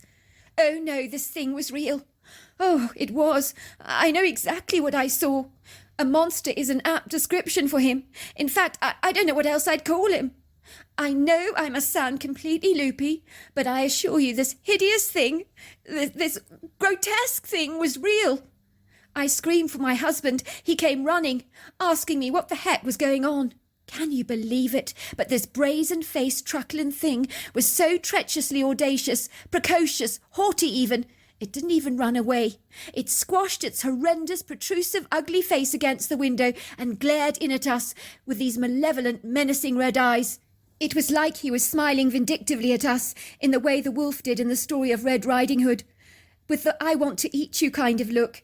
It sent shivers down my spine. This thing was hideously grotesque, evil, but it was definitely toying with us like a cat playing with its food, biding its time. It was revelling in taking a great deal of pleasure from our unease. "So did you see it too?" asked Zinnia, addressing Christopher Hoggins directly. "Oh, I saw it all right. I think it wanted us all to see it. The kids were crying and screaming. At first I didn't know how to react, as this thing was so outlandish, so peculiar, so surreal." "What did it look like?" Zinnia asked. "It had the body of a man, obviously much bigger. It was tall, though, possibly about 7 foot. The face of a man, but the muzzle of a wolf or dog, with sharp rows of canine teeth that he kept exposing to us, as if trying to intimidate us. It worked. It really worked. We both were so freaked out. We actually wet our pants." "Did you call the sheriff?" "Absolutely not. I'm a highly regarded solicitor," said Christopher. "I can't afford my reputation to be trampled in the mud, lest I should be made a laughing-stock. My reputation and credibility are everything to me. If it's undermined in any way, my business will go shooting down the drainpipe, along with any potential clients, and that I can assure you of." "Did you go after the creature?" asked Zinnia. "I did. It fled after I fired a couple of shots at it. The problem is that he was back every night, again and again, tormenting us, knocking on the windows, crashing around on our roof, walking on the tiles, making a god-awful commotion, as well as banging our metal drain pipes, and, worst of all, staring at us through the windows with his bright red eyes. I promise you, he's getting off on scaring us, Ridget. It's like he gets a buzz out of it. He's thoroughly enjoying himself, while the rest of us are living in terror. We are all sleeping in the same bed at night. My children, they're not coping. They're both staying with their grandmother in Olympia. We can't continue like this. The creature will not leave us alone. I try to go after it, but it's as elusive as the Scarlet Pimpernel. I fire shots at it, and then it stealthily escapes. We can't live like this in a perpetual state of horror. It's only a matter of time before the activity escalates to something infinitely more grisly. And I assure you, it's only a matter of time." "Which is why you want to sell, so that somebody else inherits your pestering problem." We want to sell because we don't feel safe in our home anymore. It's as simple as that. I've tried to kill the creature. I rarely have. I can't. What am I supposed to do? I'm worried about my children, about their welfare. I have to put security first when it comes to my family. Fair enough. I understand where you're coming from, and I appreciate that you want your family's safety above everything else, and that makes sense to me. But I'm going to be straight with you. We're going to put your property on the market and have an open day as you wish. But I'm going to tell the buyer about why you are selling. Of course, they may find your story preposterous, so if they buy your house, it'll be on their own backs. But then my conscience is personally clear. It wouldn't be ethical to warn them. We have to tell them the truth. So you don't think we're crazy? Asked Christopher. I think you're crazy to sell your beautiful home. But if you feel your family's in danger, then you're doing what you feel you need to do, and you need to follow your gut. Zinnia returned to her truck, and she sat there for a while trying to absorb what the couple had told her. They seemed compos mentos. He was a solicitor, for goodness sake. They were a highly intelligent couple. But all this stuff about monsters, well, it was rather ridiculous, ludicrous, deranged and off the wall, surely. Still, she would do what she needed to do, and no matter how silly she looked, she would warn any potential clients about the menacing hazard of an anomalous monster scaring a family out of their home. It had to be told. Zinnia wondered if someone was playing a practical joke on the couple, or someone was nursing a grudge. Maybe a client who got a bad deal from a divorce settlement wanted to scare the living daylights out of the family in the form of some kind of insidious revenge. This case was exceedingly bizarre. But she was certain of one thing. The couple did seem to be genuinely afraid. As Zinnia had expected, a sale from the property was immediate, and the offers had come flying in like hordes of confetti dropping from the sky. She hadn't expected anything less. After all, it was a gorgeous property, in a sought-after location that she knew would be snapped up at once. She wasn't wrong. The couple who did purchase the property had been well informed about the reason the previous owners were selling. She had remembered their astonished reactions, as if they found the idea of the family being hounded by a monster utterly ridiculous. "They told you this," said the woman, looking aghast, "that they were selling because of a monster that had been terrorising them?" "That's right. Look, I'm just an estate agent," Zinnia assured them. "I want to find out why they were selling. This is what they told me. It's up to you to decide whether you still want to buy the property based on what I've told you. It's all in your hands now." "Hell yes, we want to buy it," said the man. "An anomalous monster is hardly going to scare us off. Why, the idea is completely ludicrous." Sandra's account, the new homeowner. "I couldn't believe that me and my husband Paddy, along with our 2 5-year-old twins, Oliver and Jamie, had moved into this phenomenal, resplendent home that was like a dream come true. I mean, that premier kitchen, it just blew my mind away, fitted with the most incredible restaurant-quality technology, with an orange-red Aga imported directly from Britain, along with these fabulous range ovens with gas hobs. Then there was the personalised, exclusive white-painted cabinetry, much fronted with glass, a breadboard, ceiling along with a buffet-ready island fitted with very extravagant granite countertops. The rest of the house was superb, very luxurious, with no expense remotely spared. It would seem that the frantic sellers had snatched up our offer eagerly, as if they couldn't move away fast enough from what had ostensibly been their dream home, that had come crashing down on their faces like a smashed piece of china crockery. It was sad, really. We were benefiting from their misfortune. By all intents and purposes, according to Zinnia, the estate agent, they were a professional couple, highly regarded by the community. So their desire to leave the property based on a monster who had hounded their home seemed a little incredulous. I was a hardened cynic about stuff like this. Even ghostly paranormal phenomena carried no weight with me whatsoever.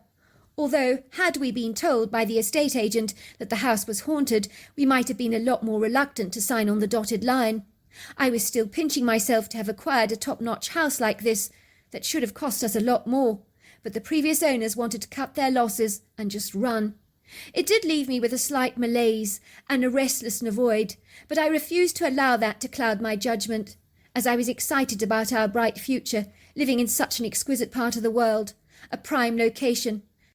My husband Paddy had been a lot more restrained about our impulsive purchase, worrying that maybe we jumped into the deep end too soon, before we could swim. but I quickly brought him to his senses, assuring him that there was no such thing as monsters, and whatever had been troubling the couple had to have been something else. "Of course I know that, sweetheart, but I believe the couple that lived here didn't just sell up and leave for no good reason at all. Something scared the bejesus out of them. Let's not kid. Whatever it is, I hope it doesn't come back to bite us. That's all I'm saying." I'm glad to say my husband and I became comfortably assured that the previous owners of our property may have just seen a bear, or someone had been playing an obscene, hideous trick on them.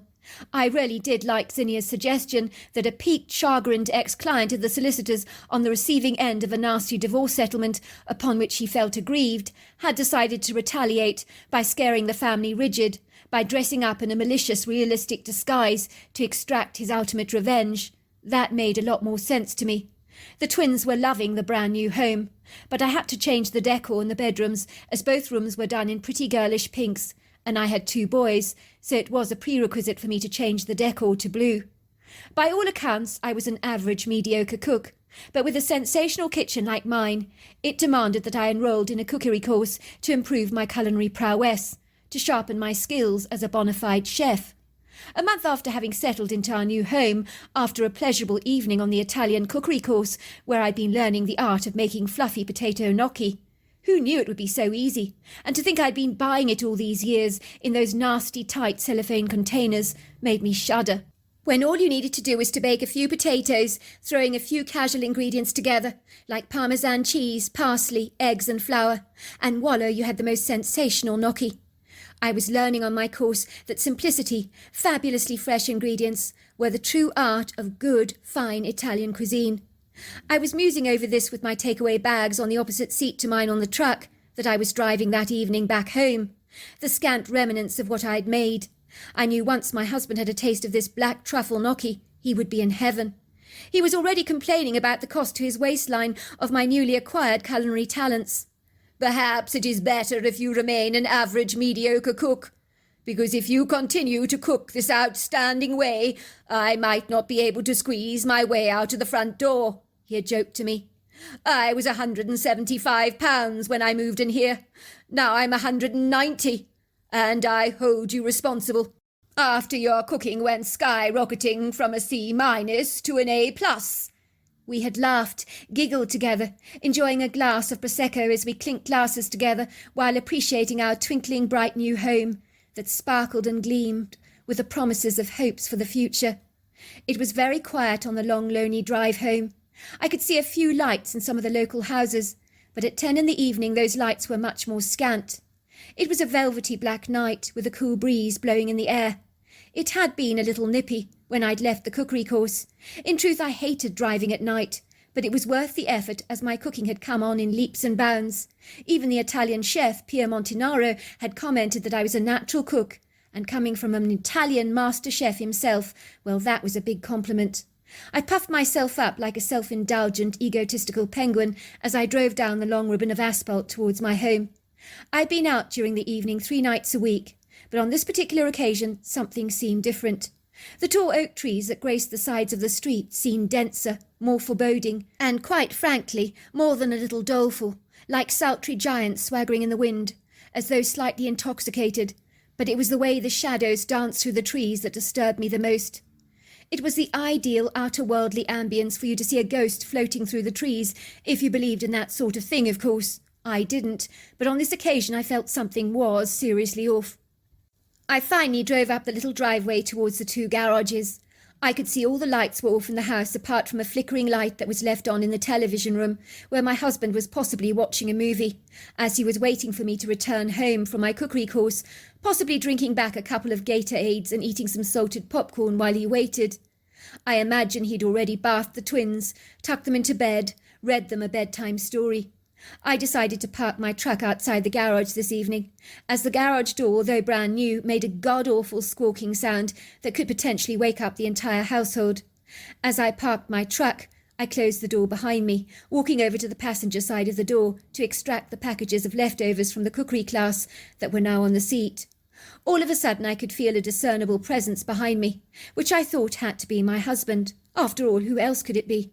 How nice of him, I thought. He'd come out to welcome me back after hearing my truck in the driveway. "Look what I've got for you," I said, turning around, lifting up the package in my hand. But the figure standing only a few feet away from me was not my husband. It was, and I say it was, a monster. The creature was 7 foot tall, covered in dark matted hair with a human-like face and a dog-like muzzle. It was the most grotesque, hideously evil thing that I've ever seen in my entire life, with hands like a human's, but heavily taloned with dog-like claws, only these were sharp and jagged, and could have torn a man limb from limb into shreds. The creature glared at me through these malevolent, evil-looking red eyes. Smoke seemed to emanate from his nostrils. He growled at me, a vicious, malevolent, evil growl. I screamed at the top of my lungs, and the creature bolted away, grabbing my food parcels in my hand. My husband came bolting out of the house, his eyes wide with terror. "I thought someone was being murdered. What the heck is going on?" I began to tremble violently, pointing hopelessly in the direction of where the creature had gone. My arms jiggling with nervousness, my throat clouded up, as if there was a golf ball in the back of my mouth. I've seen a monster. It's real. It was here. It was growling at me. I thought it was going to kill me." My husband's face grew ashen and grave. He knew I was the least inclined person to make up something like this. The following week I was too skittish to go to any more cooking classes. I was terrified of returning home to face that monstrous thing again, for there is no telling what a creature like that is capable of. If I had not scared him off with my ear-piercing screams, well, I dread to think. I was beginning to wonder about the safety of my family members, and could totally understand why the previous owners had sold. If I had any comprehension of what this thing had been like, I would never have bought the house myself, never in a million years. One night as we were fast asleep in our beds, we awoke to hear shuffling footsteps on our roof. There was a clanging, banging, crashing sound that put the fear of God into every fibre of my being. I knew in my gut that the monstrous creature was back. "It's out there!" I cried in terror, as anguished tears poured down my face. "Oh, my God! It's out there! What are we going to do? What are we going to do?" My 2 twins came rushing into the bedroom, their faces brimming over with tears, as they clutched their teddy bears tightly. "Mummy! Daddy! I'm scared! There's a monster out there! He was looking in at us in the window!" My husband grabbed his rifle, ventured boldly out of doors, with me tagging behind him, telling my kids to stay in the house, that Mummy wanted to see something. What we witnessed that night is of what the most horrendous nightmares are made of. On our roof were 2 nimble, agile-looking, Herculean-sized towering creatures, although one completely dwarfed the other in size and width and girth and weight.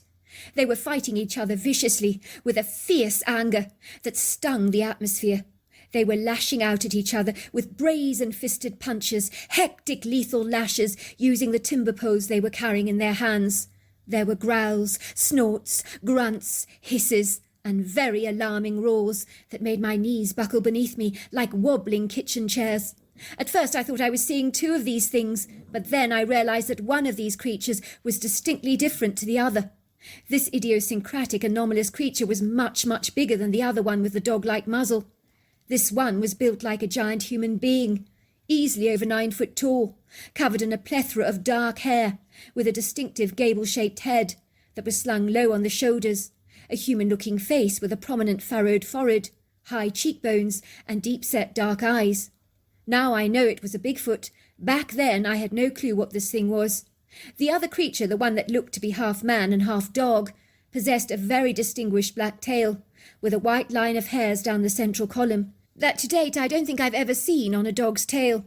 I noticed that the tail very much twitched as the creature fought. The creatures were agile, seamless in their movements, but the Bigfoot creature was much larger, more impressive in size than the dog-like humanoid. I will say that if ever in my life I have seen hatred close up and personal, never more so than expressed on my roof that night, as under a cluster of silvery stars and a crescent luminescent moon, the creatures continued to fight, hitting the timber poles at each other, their nostrils flaring, their eyes bright balls of red fire, their mouths open to display their teeth in an intimidating defiance. I assure you, had you yourself had a bird's-eye view on this occasion of those 2 creatures, you would almost certainly say that those 2 creatures were fighting to the death. There was not even a fleeting doubt in my mind about this. My husband began cocking his rifle, showering the air with bullets, designed to scare both the creatures off, to get them off our roof, whatever in God's name they were. The creatures looked down at my husband, while the Bigfoot-like creature used the momentary power of distraction to lunge towards the dog-like humanoid, throwing him off the roof with one push. I promise you he went somersaulting down the roof, landing directly on his cushioned feet, as if nothing had happened. He landed on the grassy turf with the grace of a domestic tabby. It snarled up at the Bigfoot with an enraged expression upon its face, and roared. In a trice the Bigfoot was off the roof, chasing the dog-like creature through the backyard to the wooded area. I was terrified, clutching my husband tightly, cursing the very day we'd laid eyes on this cursed home. As much like the previous homeowner, I wanted out. My husband prepared me a tot of brandy. We went to bed that night with thoughts of putting our house on the market looming to the front of our mind. We couldn't live here with things like that loitering around in our backyard. How would we ever feel safe again? It was like living in Jurassic Park. I was fast asleep when my husband awoke me up in the early hours the following morning. I was annoyed. He was exhilarated. "You won't believe what happened," he said, his eyes round with excitement. "I don't think we have to sell our house after all. I think the hideous thing that has been hounding us is dead." I trembled on my words. "How do you even know that?" I asked. "This," he said, thrusting the dog-like humanoid's decapitated tail with the white central panel into my hand. I shrieked, looking at the tail in aghast. "Where did you get that?" I heard a rapping at the door.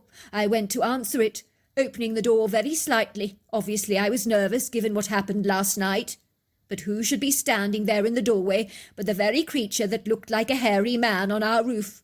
And through the small opening of the door, he handed me the tail. I promise you, sweetheart, as God is my witness, I looked into his eyes. Oh, they were kind eyes. I heard the words in my head. "It's been taken care of. You're all right." "What?" I asked, sitting up in shock. "Are you kidding me?" "No, I'm not," said my husband, positively gleaming. Suffice to say, we never had any more visits from what I perceive must have been a very aggressive dog man. As for the Bigfoot, I feel assured knowing he's out there, watching over us, keeping our neighbourhood free of those dog-like humanoids. So there you are. That's my story. Dear Sarah, and all your lovely listeners, I sat there staring vacantly at my computer, whirling myself around on the leather swivel chair awkwardly, at the chestnut desk in my bedroom, my mind heavily weighted down with the gloomy, despondent, tormenting feelings that had been bothering me for a considerably long period of time, like the remnants of a very bad flu that you haven't quite shaken off yet. These hammering, unrelenting thoughts had been like sharp knives stabbing me in the guts, an unceasing frenzied attack, almost as if I was being stung over and over again by a buzzing hive of angry, belligerent bees, mad at me for disturbing their nest. The numbing stings from each attack made the feelings I was experiencing even more intense and defined. I stared at the blank white screen, as instinctively I tapped the indelible words written in the secret depths of my heart in seemingly invisible ink, transferring them directly with my quick tapping fingers to the keyboard, until the cryptic words flashed provocatively on the overbright screen. Words that were almost dirty, shameful, hidden, concealed words that should not be brushed, well, should be brushed under the carpet, sheltered from prying eyes. But now they were plain to see, clear as day, my feelings exposed on a computer keyboard, no longer buried in the dark recesses of my mind, but downloaded onto a word processor. The words, "A wolf knows when it's being raised by bears," stared back at me. I had written exactly what I was feeling, as somewhere in the foggy mist of my intuition, a hazy veil had shrouded the shameful bitter truth that had concealed this underlying intrinsic knowledge that I had evaded for so long, that had been downloaded into the very fabric of my DNA. I didn't want to see what my inner eye had discerned a very long time ago, when I was a mere 7-year-old boy. Now I was 13. It was like everything in the natural world, the trees, the fluffy white clouds, the verdant green turf, knew it all. A mulberry tree knows if the leaves it's carrying on its boughs are not its own. A daffodil knows it has a yellow head of petals. A blue martin knows the colour of its own feathers. I knew that I was not the offspring of my parents. I knew it, and where this arresting, unsought-for knowledge had come from, charging so audaciously into my understanding, with the impertinence of a male peacock strutting its stuff, I honestly do not know. But it was there, as bright as day, staring me blindly in the face. There was nothing about my parents that would make you perceive that I was not theirs. If I had been born with oriental looks, the distinguishing differences would have been so profound, the evidence remarkably clear to see, unable to be hidden or covered up, as everyone would know without question that that kid was certainly adopted. It would be a given. In my case, the evidence was clearly concealed, so subtly that it was inconspicuous. My mother's face wore an expression of huge relief, her tense, frightened brown eyes visibly relaxed. She even managed a half-hearted smile, but I could see through the bravado, as her smile did not reach her eyes. There was a troubled, concerned expression that hovered over her face like a seagull over a sandy beach. It was very clear to see. "What's wrong with a child being adopted?" my father had said. "I mean, if two loving parents want to look after a child that is not their own, well, I think it's a very agreeable thing to do, don't you?" "Do you think that the parents, knowing the child isn't their own biologically, that they might actually love it less?"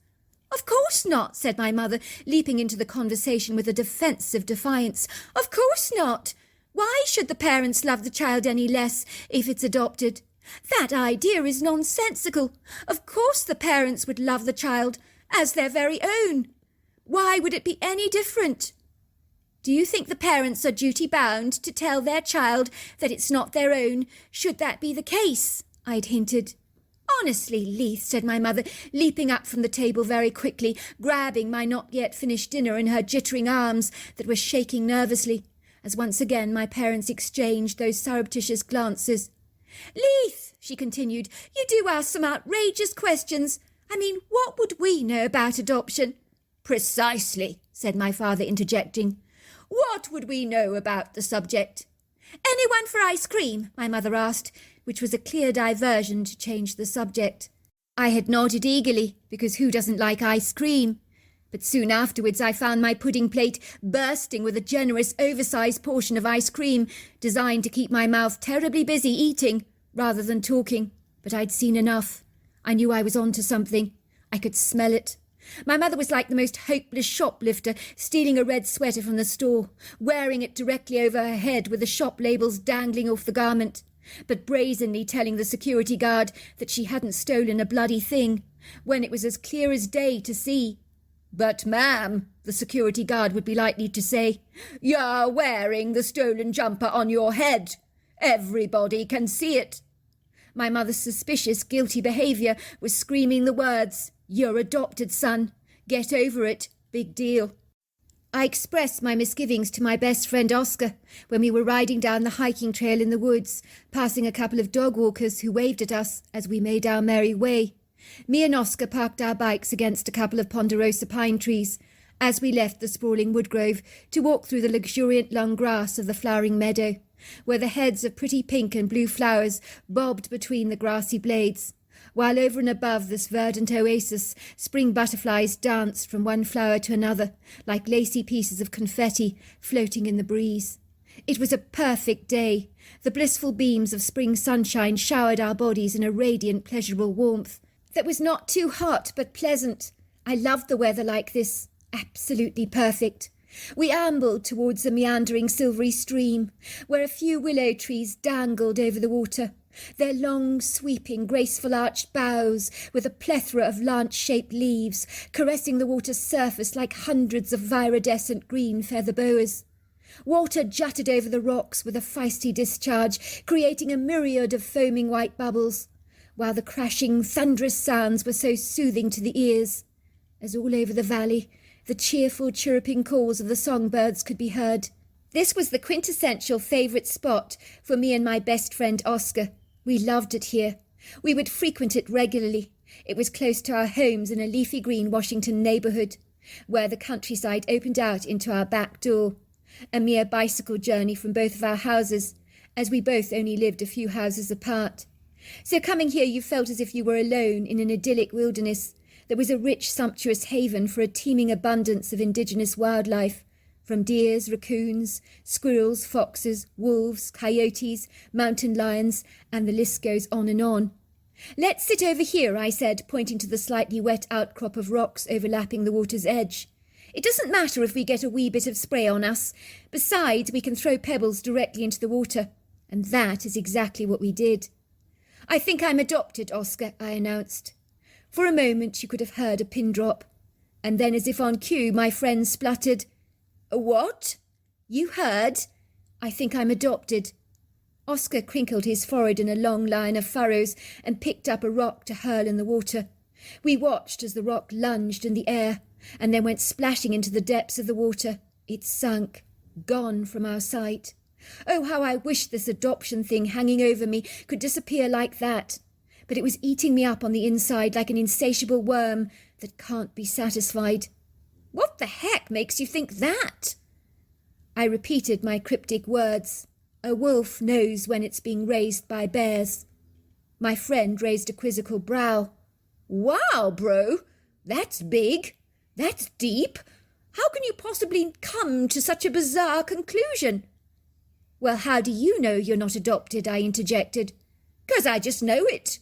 "My point exactly. You know you're not adopted. I know I am. I just know." "But that's not good enough, bro. You can't assume something. Have you even asked your parents?" "Well, let's just say we skirted over the subject of adoption. My mother looks as guilty as the dog that tore up the foam mattress while you were out. Is feigning innocent, acting as if the foam isn't even there, never existed, if you know what I mean. You know that I did it look, but I'm pretending I didn't." "Boy, that is heavy. What are you going to do?" "Find out," I said. "But how?" "Well, I'm going to look for the paperwork, aren't I? There has got to be some adoption papers lying around somewhere." "But," protested my friend, "you do look rather like your mother. I mean, you've got her dark brown hair and brown eyes, haven't you? Even your facial features aren't dissimilar." "So what if we have physical features in common? That doesn't mean anything. So does a Douglas and Fraser fir. They look incredibly similar. You could be forgiven for believing they're exactly the same tree, but they are remarkably different in every way." "Whew! You're sure about this?" said Oscar, cocking his head awkwardly. "If you do find out you're adopted, how will it make you feel?" "Angry," I said. "Very angry. How would you feel if you knew you'd been lied to all your life?" "Well, we're only 13, Oscar reminded me. "Maybe they don't want to tell you yet." "I'm old enough to know the truth," I protested indignantly. "I have the right to know who my real family is." "All right, bro. Keep your hair on. There's no need to get flustered. You're like a dog with a bone over this." "Well, I need to know the truth. What's wrong with that?" Over the next couple of days I tried to search surreptitiously through some paperwork in my dad's office when he wasn't looking, but all I encountered was bills and bank statements. You know, the usual boring stuff. Nothing of intrinsic value or worth. But I did happen to go through my mother's bedstand drawers, and I stumbled across a little diary. I know I shouldn't look, but I quickly flicked through the pages. A couple of entries got my attention. "It's difficult living with the guilt. I do want to tell him, but I can't." Another entry read, "I think my son is on to us. I think he knows." I closed the diary, even more determined to find answers. One day after my mother had introduced a new cat from the shelter to our home, a very attractive white and black cat with a distinguished-looking white moustache that we chose to call Hercule Poirot, given the fact that he did look rather like a stylish gentleman. We hadn't gone into the decision to adopt lightly, as we had firmly decided a companion was definitely needed for our marmalade tabby called Herman. As his all-time companion was recently deceased, now buried under the old oak tree that graced our front yard, it seemed that Herman had slipped into a very deep depression after little Yeti had died. They had been as thick as thieves, the two of them together. The introduction between the two cats had gone completely haywire, as they spat at each other, hissing, spitting, growling, with hair standing on edge, while their tails tucked under their bodies. It wasn't pretty, while any attempts to redeem the situation meant that they were in the firing line of razor-sharp cat claws. I had hundreds of nasty scratches all over my hands and arms. My mother was seriously considering calling Jackson Galaxy, The cat behaviourist on television from the television programme My Cat from Hell that graced our television sets in 2011. It would seem that Herman had taken to spraying the whole house with a discharge of his urine, as if to affirm to the new cat that this was his territory. He sprayed his cat litter all over the house to display his rising level of angst, to such an extent that our floors had become an obstacle course for treading your bare feet over unexpected shards of cat litter that could cut into your skin like pieces of glass. Our house was beginning to reek of the heady aroma of cat pee, and it certainly wasn't pleasant. It was when I was bending down under my mother's bed to call out the cowering Hercule Poirot that was staring at me with wide green eyes filled with terror, as Herman was circulating the bed as if he was ambushing the poor thing. And that was when I discerned the tin box hiding in the corner of my mother's bed. It was a light bulb moment for me. Could my adoption papers be hidden in that tin, I wondered? One night when my parents had slipped out to a restaurant for a quick bite to eat, while I'd pretended to have a dodgy stomach, I quickly scurried into their bedroom, retrieving the tin box from under the bed. I opened it hastily with fingers shaking as I looked inside. Sure enough, I found my birth certificate, which did not give anything away, as it was pretty standard.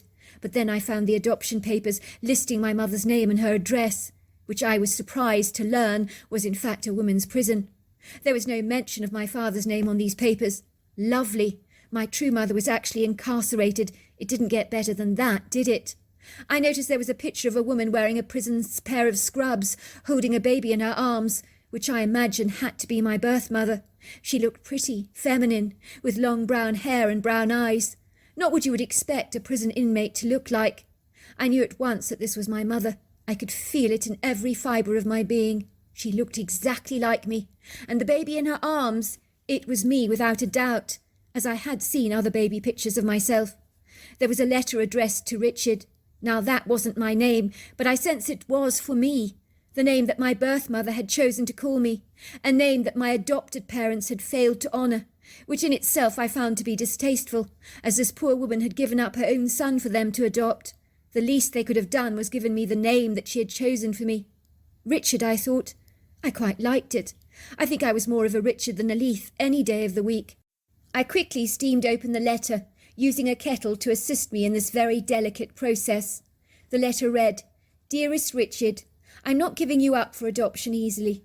I want you to know this decision is the hardest decision I've ever had to make in my entire life. For in my short time on this earth, you are without doubt the most precious and blessed thing that could have ever happened to me. I consider it an extreme honour to have carried you in my womb for 9 months. But I know that given my current status as a prisoner in a women's correctional institute, that the wisest thing I can do is to give you up for adoption. You deserve a much better life than what I could offer you. I'm not in a position to financially or emotionally take care of you, but I want you to know, Richard, that you are the greatest, dearest, and most wonderful joy of my life. And wherever you may be, know this, that I love you with all my heart and much, much more. If one day you should desire to look me up, you are more than welcome. You must think me a very bad person to be locked away in a prison. I want to assure you that bad I am certainly not. Foolish, naive, and stupid are more the words you would lay at my door. In short, I saw my boyfriend kill a man in cold blood. He was your birth father, I'm afraid. The less you know about him, the better. Not a good man, I'm afraid. But his behaviour, I believe, is born about from the abusive childhood he endured, rather than whom he was meant to be. I said nothing about his atrocity to anyone, which made me guilty as charged. If the circumstances had been different, nothing in the world would separate me from you, as I would have unequivocally raised you as my very own. But in my current precarious predicament, what kind of life could I ever offer you? Your loving mother, Simone Corder." I began to tremble on the note that I was reading, the tears pouring down my face, as I realised that all my suspicions had been affirmed. I think I was also feeling a measure of relief that I wasn't going completely stark raving mad, and that my feelings were justified that I was adopted, and weren't wrong. Then after the initial shock, it was like all my emotions became expunged from me. I felt vacant and empty, blank like a white page on a computer screen. I went to bed, lying there in the late hours of the night, staring into space, with the kitten whom had previously been so traumatised, now lying safely in my arms. Luckily it seemed that Herman had begun to accept Hercule Poirot's presence in our home. It had happened after Hercule Poirot had allowed Herman to eat his leftover mince, and Herman, who is a very overweight ginger cat, was beginning to see the incredible perks of having a cat around that didn't eat all its food, which invariably meant more food for Herman to enjoy, and that was a no-brainer for him. So within a day the two cats became firm friends. I looked at my new cat and whispered, "We're both adopted."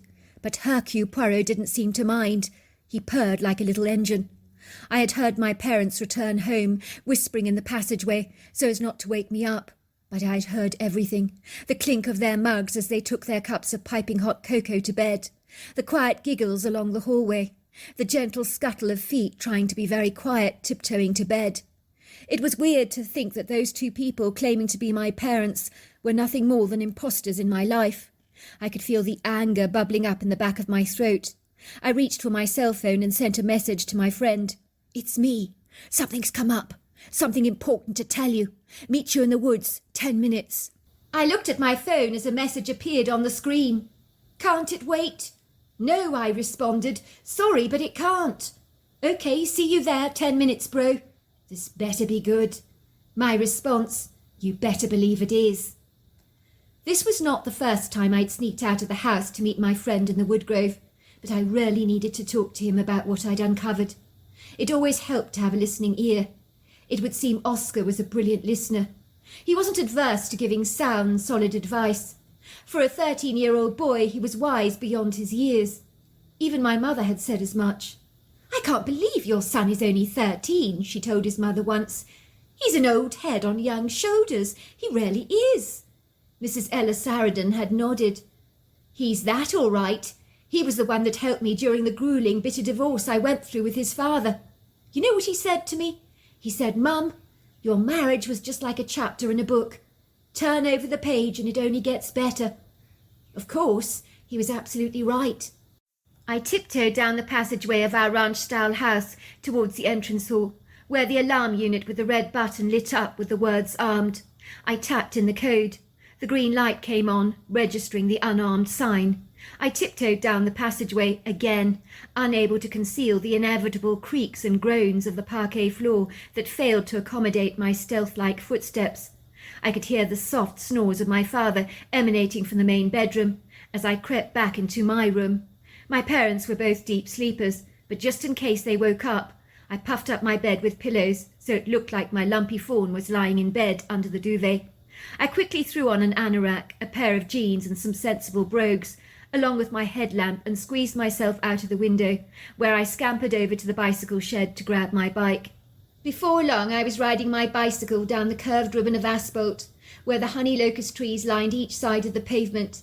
Luckily there were street lights on, and the occasional house was lit up with energy-saving outside light bulbs, but it was an inky, tenebrous, rather gloomy night, as even the moon seemed shrouded by a veil of foggy mist. The stars seemed obscure, as if they were blotted out from the sky, hiding their twinkling forms beneath the velvety dusk, so as to camouflage their opulence, rather like wearing a thick black heavy coat over a sparkling rhinestone dress. In truth, my whirling emotions were whizzing around my head like fast cars on a highway. I was momentarily distracted, which was hardly surprising, really, given the monumental revelations I'd uncovered this night. So I didn't pay heed to the menacing ambience. If I'd stopped to think about it, or given the matter more than a fleeting thought, I would have noticed that there were no noises you would expect to normally hear. No owl hoots, chirping crickets or croaking frogs. No distant calls of a wolf or coyote on the wind. It was incredibly still. Then I saw him coming out of the dark shadows, holding his bike. A familiar, reassuring figure. It was Oscar. I was so relieved to see him. We parked our bikes in the usual spot, walked through the flowery meadow towards the stream, where we sat next to the water in our usual spot, listening to it crashing over the rocks. "What's this all about, bro?" asked Oscar, furrowing his forehead curiously, looking at me through his steely eyes. "This had better be good," as we sat down on the smooth rocky platforms together, where light sprays of water caressed our shoulders. "It's true," I said. "I'm adopted. I found the papers hidden in a tin under my mother's bed this evening. They've kept the secret from me for over 13 years. Can you believe it?" "I'm sorry, bro. I had no idea. When you were going on and on the other day about believing you were adopted, well, I have to say I seriously thought you were barking up the wrong tree. I even asked my mother if she thought you looked like your parents. She believes you have a striking resemblance to your mother. But all this time you knew. What was it that you said? A wolf knows when it's being raised by bears. Wow, that's right. Remind me if I ever adopt a child in the future to tell them on day one that they're adopted. I see you're not taking this well, bro. I'm angry, I said. I feel betrayed. I mean, why did they keep this from me for so long? Well, maybe they had their reasons. Did you find out anything about your real mum? Yeah, I found a letter she wrote me from prison. She's incarcerated because my father killed a man. She didn't say a word, so that makes her an accessory to the crime. Whew, that's big, brother. I don't know what to say. But maybe her being in prison could be the reason your parents kept very quiet. Maybe, I said, but that's no excuse. What should I do? Be straight with them, bro. Tell them you know. Don't brush it under the carpet. It'll eat you alive. All of a sudden, as we were sitting on the rocks together, discussing the issues about my being adopted, we heard a rather strange sound. It sounded like strange squeaks, along with a movement that was remarkably like heavy feet thumping the ground. What's that? I whispered. Shh, whispered Oscar. Remain very still. Don't move. Then we saw her as she emerged from the shadows, at first a dense, heavy, dark silhouette, as she made her approach. My first impression was that a bear was moving towards us with such an elegant, graceful stride that made the creature look like it was actually floating. It was only as the creature got ever closer that I observed the overlong arms and hands. In that moment I knew this was not a bear. It was a Bigfoot female, as I could see this creature had firm, small breasts, was standing erect at about 7 foot tall, 3 feet wide across the shoulder area, covered in long flowing dark hair. She looked like a gigantic human being, but muscular, powerful, built like a sturdy piece of farming machinery, or an animal of substantial size, more in line with a rhino, hippo, or elephant, but in a more of a vertical, towering shape like a tree. Her face was so human.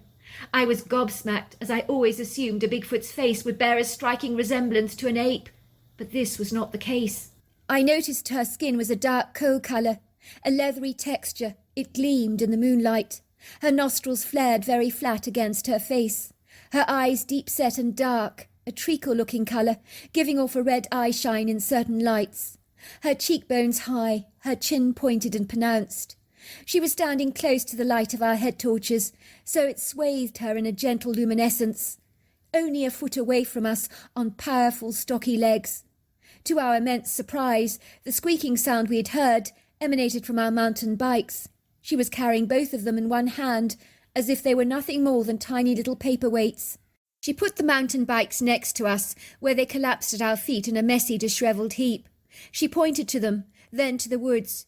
She began speaking fast in a language that neither me or Oscar could understand. She looked at us directly in the eyes, earnestly, with a troubled look. She kept saying 3 words over and over again, with an urgency as if someone was saying something like, "Call the police, call the police, call the police." It had that kind of poignancy to it. She kept pointing to the woods, as if she was exceedingly bothered by something. And that was when we saw lumbering through the woods a very grumpy-looking Bigfoot, who looked as if he was exceedingly bad-tempered and crotchety. You could see he was old. He looked weathered, wilted, and although big, he looked shrunken, as if at one time he was enormous. To us he was still intimidating, but my guess in his prime, instead of being 7 foot, he was taller, wider, more burly. Although I can't be sure, of course, but this was the impression I got that enabled me to reach this conclusion. When he saw us from the distance, he let out a loud, objectionable roar, began to mock charge us as he gathered some heavy stones, throwing them in our direction, but never directly at us. It was as if to say, "Get out of here." The female Bigfoot was young, strong, lofty, majestic, powerful. She pushed our bicycles towards us, shouted a few warning words. We wasted no time in climbing on our bikes and getting the hell out of there.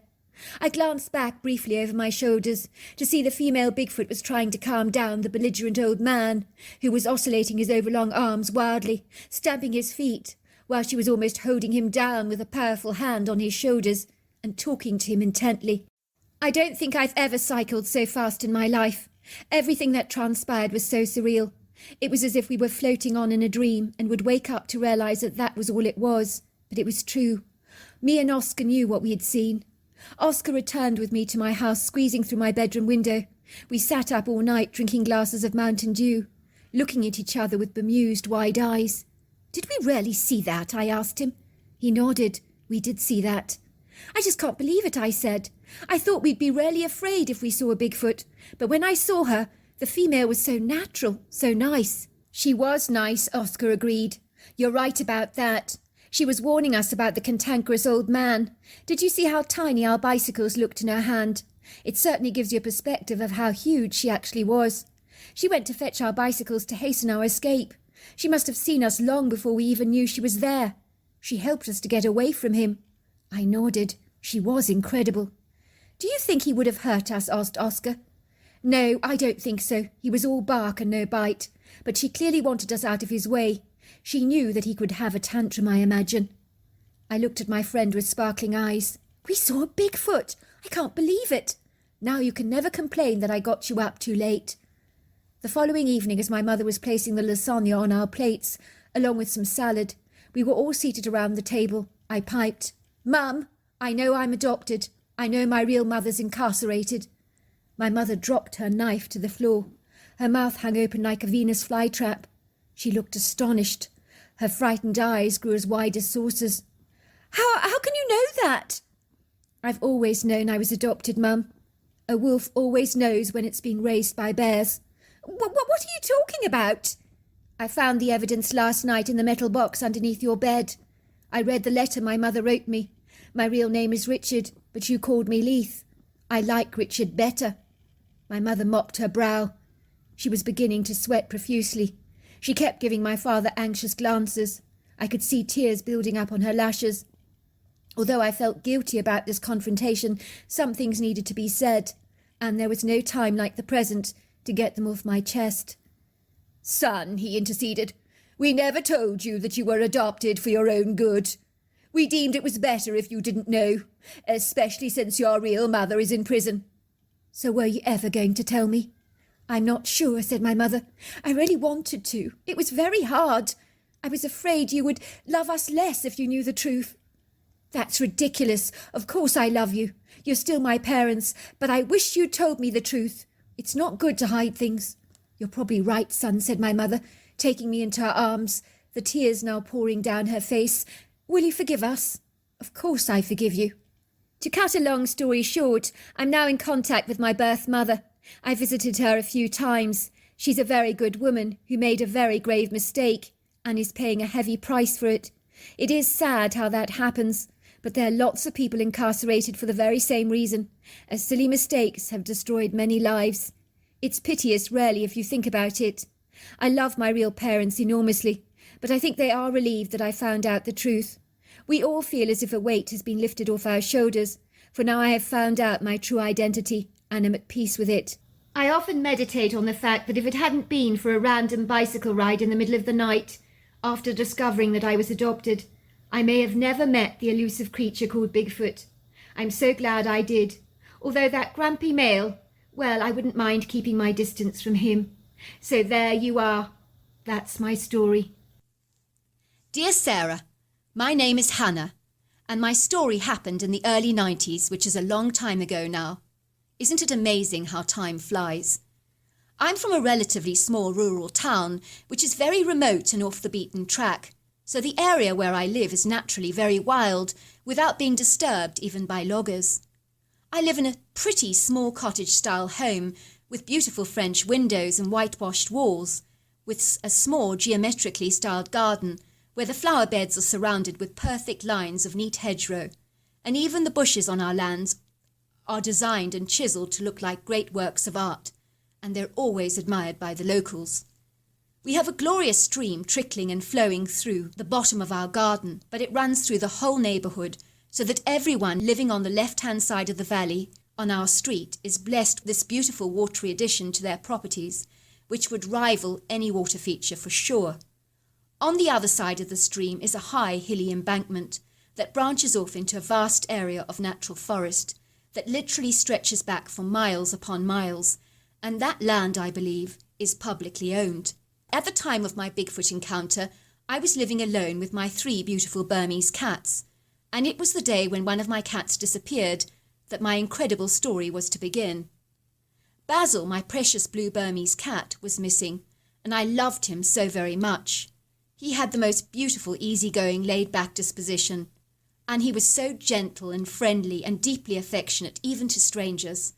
He had recently had a terrible accident when a neighbour had run over his foot, but the vet had bandaged it up after extensive surgery, and he had healed fully from this medical procedure. Now he had seemingly vanished into thin air, and there was no sight or sound of him.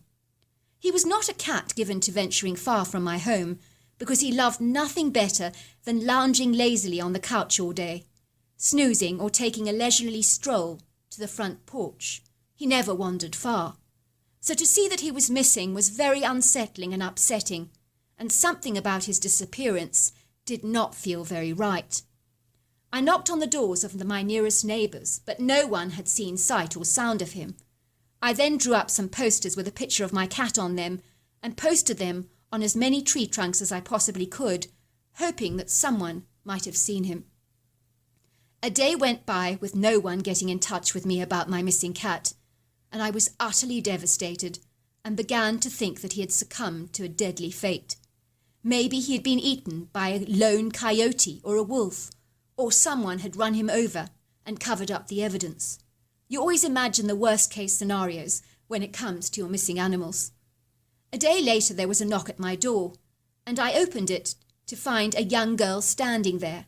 I ushered her in, and she came into my living room holding one of my leaflets in her hands.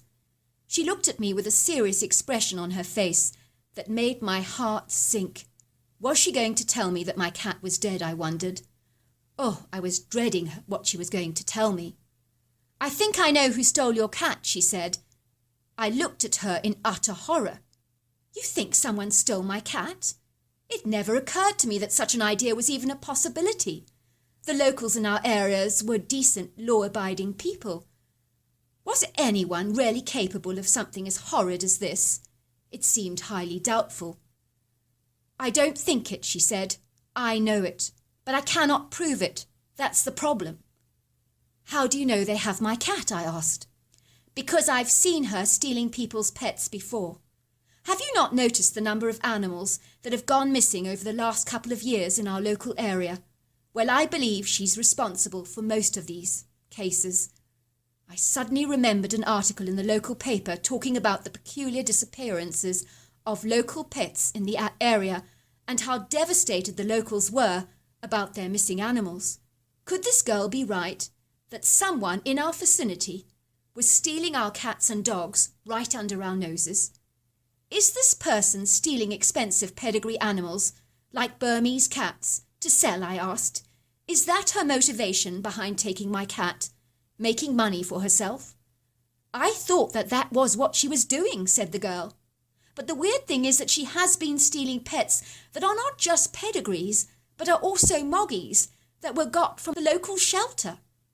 So she is indiscriminate by the animals she is actually taking." "Will you show me where this woman lives?" I asked. I got into my car with the young girl seated by my side, and we drove down a dirt road and took a turning to the left that spiralled down to a very bumpy dead end. We came to the end of a cul-de-sac, and the girl pointed towards a derelict-looking house that looked like it was falling apart at the seams and had not seen a lick of paint for years. Even the garden was extremely overgrown, with grass 6 feet high, and there were angry-looking weeds sprouting through the foliage and rambling bushes covered with sharp thorns absolutely everywhere. I told the girl to wait in the car, and I got out and opened the white wicker fence, and the creaky door nearly fell off its hinges as I walked up the remnants of what was once a paved pathway that had been taken over by rambling and climbing ivy. As I got to the front door and banged on the knocker, I could see the curtain twitching, as if someone was studying me and was making a decision whether they would answer the door to me or not. I waited for a long while, and nothing happened. And then finally the wood-panelled door squeaked open, and I saw her. She was elderly, thin, and had a mottled, thin, crepey skin covered in black liver spots.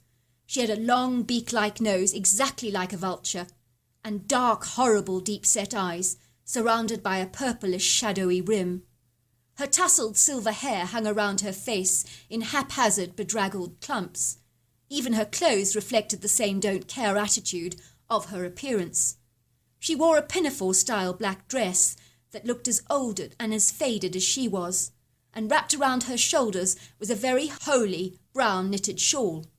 "Yes," said the woman, eyeing me with suspicious brown eyes. "What do you want?" she barked in a gruff voice. "Hello," I said. "My name is Hannah. I live at number 3 on Red Dirt Road," I explained, "over on the left-hand side. The cottage-style house, with a green roof and the whitewashed walls. You know the one." "Yes," she said, looking at me with a hostile, defensive look. "I do know the one." I presented her with a copy of my leaflet. "I'm missing my blue Burmese cat called Basil, and I'm looking for him everywhere. I wondered if you might have seen him." "No," said the woman, barely glancing at the picture of Basil. "No, I have not."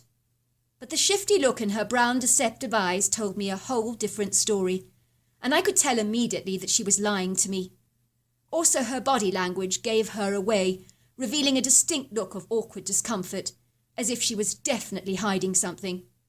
I knew in that instant that this woman had my cat. There was no doubt about it in my mind. But the question was, what was I going to do about it? I thought as quickly as I could, and then I asked her, "Can I come in for some water? I'm really parched." "If you must," hissed the woman. Reluctantly, she opened the door to me, but she was not happy with me encroaching on her territory. As I walked inside, my eyes were looking out for any sign of my cat or any domestic animal, but the place was alarmingly quiet, with no sign of any animal life. "Do you have any pets?" I asked. "No," she snapped. "I hate animals. They're not for me, especially cats." I followed her into her kitchen, and she opened a cabinet to get me a glass of water. My attention was diverted to all the glass bottles of strange pickled ingredients on the shelves, and with horror I saw bottles of eyeballs, hearts, kidneys, tongues, and other internal organs, all on visual display, like a large scientific project. I do not believe they were of human origin, but they were disgusting nevertheless, and not what you would expect to see in a kitchen of all places. I couldn't help wondering if these pickled delights were included in her daily diet. No wonder she looked so hideous, I thought. After all, don't they say that you are what you eat? There was a huge witch-like cauldron on the gas hob, and something foul was boiling away heartily, and it smelt like rancid meat. It was utterly disgusting. I drank the water and thanked her as I walked through the passageway and retreated back to my car, looking around to see if I could see any signs of animal life, but there was nothing. "What did she say?" asked the girl as I started up the engine. "She said she hadn't seen my cat, but I knew she was lying." "I told you," said the girl. "I promise you that vile woman is a witch. She definitely is stealing the animals." "Her kitchen is full of pickled animal parts," I said. "I've never seen anything like it in my life. It's peculiar, to say the least." The girl looked at me in utter horror. "You don't think she could be eating the neighbourhood pets?" she suggested. My heart narrowly missed a beat, and I looked at the girl with a horrified, astonished expression on my face. "I never thought of that," I said. "That woman is so odd, I wouldn't put anything past her." "What shall we do?" asked the girl. "We cannot let this woman keep stealing our animals. We've got to stop her. Should we go to the police?" "We haven't got any proof," I said. "You cannot randomly accuse someone without any actual evidence." "Well, why don't we just get some?" said the girl. "We can creep up to her property during the night and investigate the back area of her home, which is where I suspect she's hiding the animals." It sounded like a great idea to me, even though it was hardly legal snooping around someone else's premises, especially at the dead of night. But I just knew in my gut that this hideously ugly witch-like woman had my cat, and the idea of her boiling my pet in that cauldron of hers sent shivers of dread down my spine. It was early fall, and so there was a distinct chill in the air. So we both dressed warmly, and armed with flashlights, I got into my car with the girl, whose name was Jenny, and we parked the car a few yards away from the witch's house. I chose a secluded spot on the side of a large oak tree so that we would not be easily seen. We then proceeded to walk down the bumpy dirt road that was littered with large pebbles, making it precarious to walk down without hitting the stones with our shoes so that they would invariably shoot across the ground, making awkward tinkering sounds. That was the last thing we wanted to do, to alert anyone to our presence. We finally reached the white wicker fence, which was virtually impossible to open without it making a creaking sound, but somehow we managed to succeed without drawing any attention to ourselves, which was a miracle in itself. We slowly, very quietly closed the gate behind us, and we tiptoed through the long undergrowth, doing our best to avoid the thorny brambles. Finally, we reached the back of the house that was situated yards away from the large forest. Everything about the property was exceedingly creepy, and the whole area was deathly quiet. I noticed that there were no sounds of crickets in the atmosphere, no owls hooting, no barking of neighbourhood dogs, and no sounds of howling coyotes. It really gave me the impression that something wasn't right. Then I saw a huge pile of animal cages piled one on top of the other, and there were people's dogs and cats in these cages, and some of them were making frightened, whimpering sounds that were terrifying. I was furious. I've never seen such a desperately sad sight in my entire life, because it was utterly horrifying. I could not believe it was possible to be so heinously evil. I was now convinced that this woman was consuming our pets and was completely stark raving mad. I had read articles before of weird serial killers devouring human flesh and engaging in cannibalistic practices, and I had also heard of cats being killed for sacrificial witchcraft rituals, but I had never heard of anyone eating our pets before. What was bizarre to me was that there was so much wild turkey out there, hogs, deer and rabbit, that could so easily be hunted. Not to mention, one can just go to the local butchers and buy meat. So why would anyone choose to eat our pets? There was no excuse for it. It was utterly bizarre. On one side of the wall, there were 3 singular cages with cats inside, and using my flashlight, I got a glimpse of Basil. He had a look on his face of absolute terror. I opened all 3 of the cats' cages, and all 3 cats shot out like greased lightning, and even Basil shot out past me, not even knowing I was there, because all they wanted to do was flee. I wasn't worried because I knew these cats could find their way home to their owners, and so Basil would be home with me soon, and I was thrilled that I had finally found him. Suddenly we heard a loud crashing sound, and I thought the evil witch was coming out of her back door, so I indicated to my friend that we needed to hide at once. We both hid behind this thick brambling brush, and waited a while to see if we could see any signs of the woman. Suddenly we heard the crashing sound again. It was so loud it reminded me of wheel bin lids clanging together like a huge drum. We could hear something bipedal walking through the undergrowth. If you have lived in the country for as long as I have, you can tell whether you're hearing an animal or a human when they walk past you. The problem was the crunching sound of these feet did not sound like they belonged to a light, thin woman, but instead to something monstrously big and huge, like a rhino or a bear. That was how hefty this person or individual sounded, but they were definitely on 2 feet. I suddenly smelt something really hideous, a smell I shall never forget as long as I live, because it was so hideously vile, so repugnant, and it definitely smelt like skunk. It had that kind of ferocity to it. It was hideous. Then I suddenly heard the terrifying squeaking, meowing and yelping coming from the caged animal as this huge bipedal being approached the stack of cages piled up high against the back wall. The sound from these animals became increasingly more terrifying. Luckily, the old lady had left her outside light on, so we could clearly see the cages containing all the dogs and cats, and the sounds they made was too heartbreaking for words. Then I saw him, and he was massive. This was the owner of the huge footsteps, and at first I thought he was a very big dark brown bear, because he was covered entirely with fur. Yet I could see by the way he was standing was that this creature was no bear. This was confirmed by the long arms that hung well below the knees, and the creature had very visible chunky hands, and not paws. "What the heck is that?" whispered Jenny. "Shh," I whispered. The last thing I wanted was this creature to see us, or worse still, hear us. I heard the back door open, and I saw a small willowy silhouette of the elderly woman, who appeared to nod at this massive, dark, hairy humanoid form, almost as if she was acknowledging him like she would a friend. She then closed the door behind her and ventured back indoors. What on earth was she doing, I wondered, and what was her relationship with this strange, hairy humanoid? The creature went towards the cages and opened up one of the cages to grab a big cat that was hissing at him in terror and wiggling violently in his huge hands. There was no merciful escape for the poor cat, because in one mighty thud and blow it was all over for the poor thing. I apologise, but I just don't want to go into graphic detail about this incident, because I don't think your listeners would want to hear it.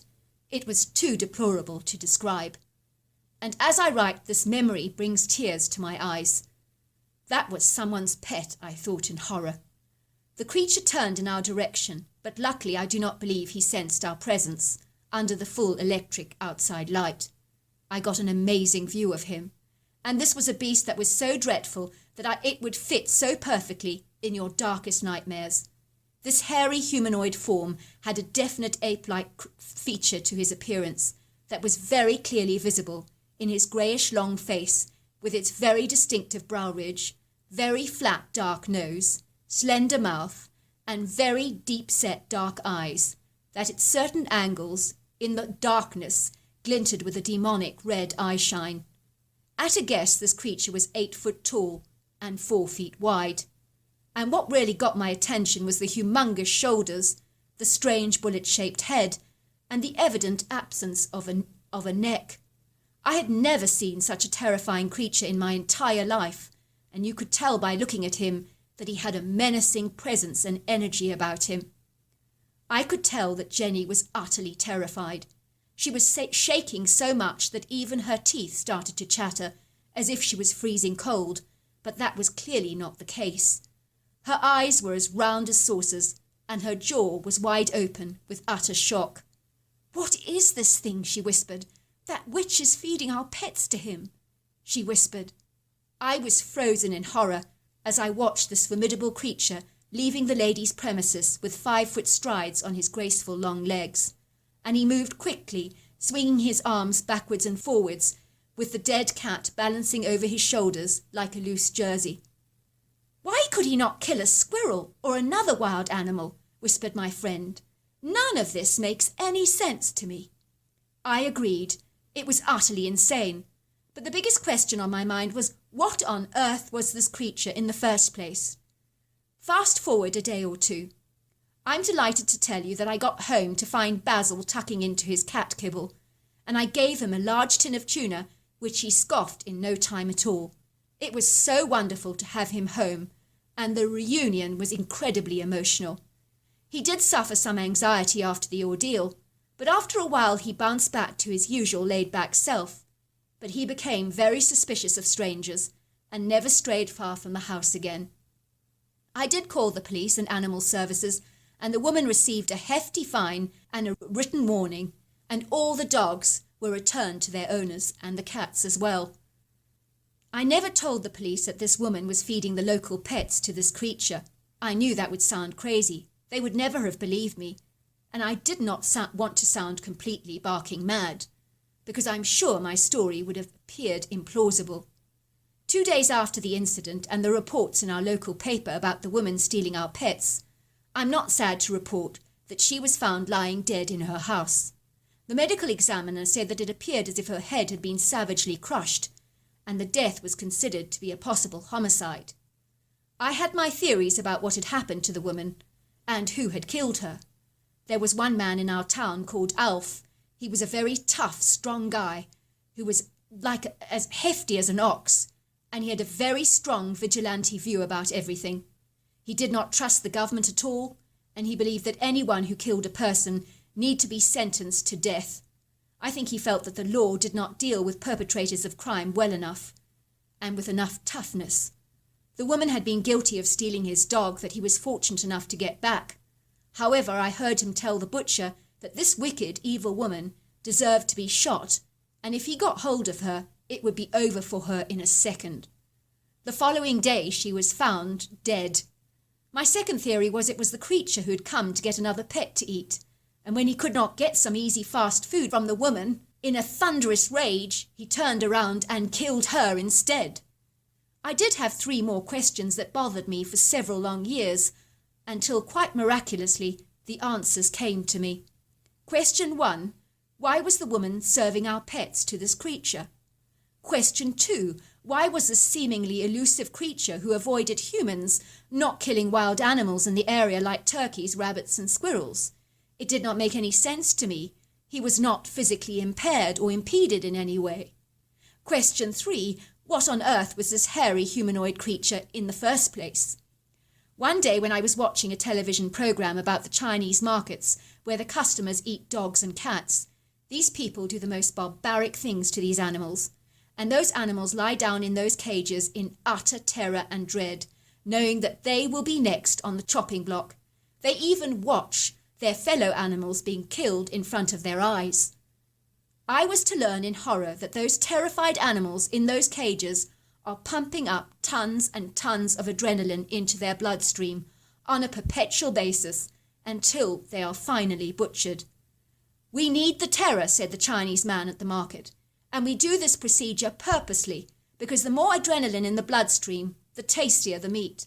The customers like it this way because the meat is delicious. At that moment, a light bulb switched on in my mind. Could it be the creature liked eating our pets because he loved the adrenaline in the meat? It would be infinitely tastier to him than a squirrel he killed in a few seconds that barely had any traces of adrenaline in the blood. The death would be very quick that way. Maybe the creature was addicted to the adrenaline-infused meat, as we might be addicted to a bar of chocolate. It all began to make perfect sense. I was also able to find out the answer to the final question I had in my mind when I turned into a program called Finding Bigfoot in 2010. And I remember thinking to myself that the elusive creatures these people were looking for and couldn't find was called Bigfoot, was indeed the creature that I saw that night in the fall many years ago. It was the first question that I still could not answer, and that was why would this strange woman go to such extraordinary lengths to feed a Bigfoot our pets? I had heard from a friend who knew the local police officer involved in the case that this strange woman was heavily involved in the occult, and they found a room in her house with a hexagram on the floor, dark candles, strange files with weird ointments inside, bottles of strange herbs, and lots of books on different kind of spells. So I think we can safely say she was a witch of some kind. A psychologist I once quizzed about people who might eat their pets, or even humans, told me that this has been known to happen, and that we have to accept that we live in a world filled with very strange and weird people, and not everything that goes on behind closed doors is at all normal. So there we are. That's my story. Well, hello there. I hope you enjoyed the Omnibus edition. We've got many more coming our way for you to listen to. Sending you love wherever you are in the world, in North America, Canada, Kenya, wherever you may be. I send you lots and lots of love. Thank you for listening to my Omnibus, and I really do hope you enjoyed it, because that's the whole idea about it, is to give you some interesting stories to listen to. So until next time, goodbye and good night.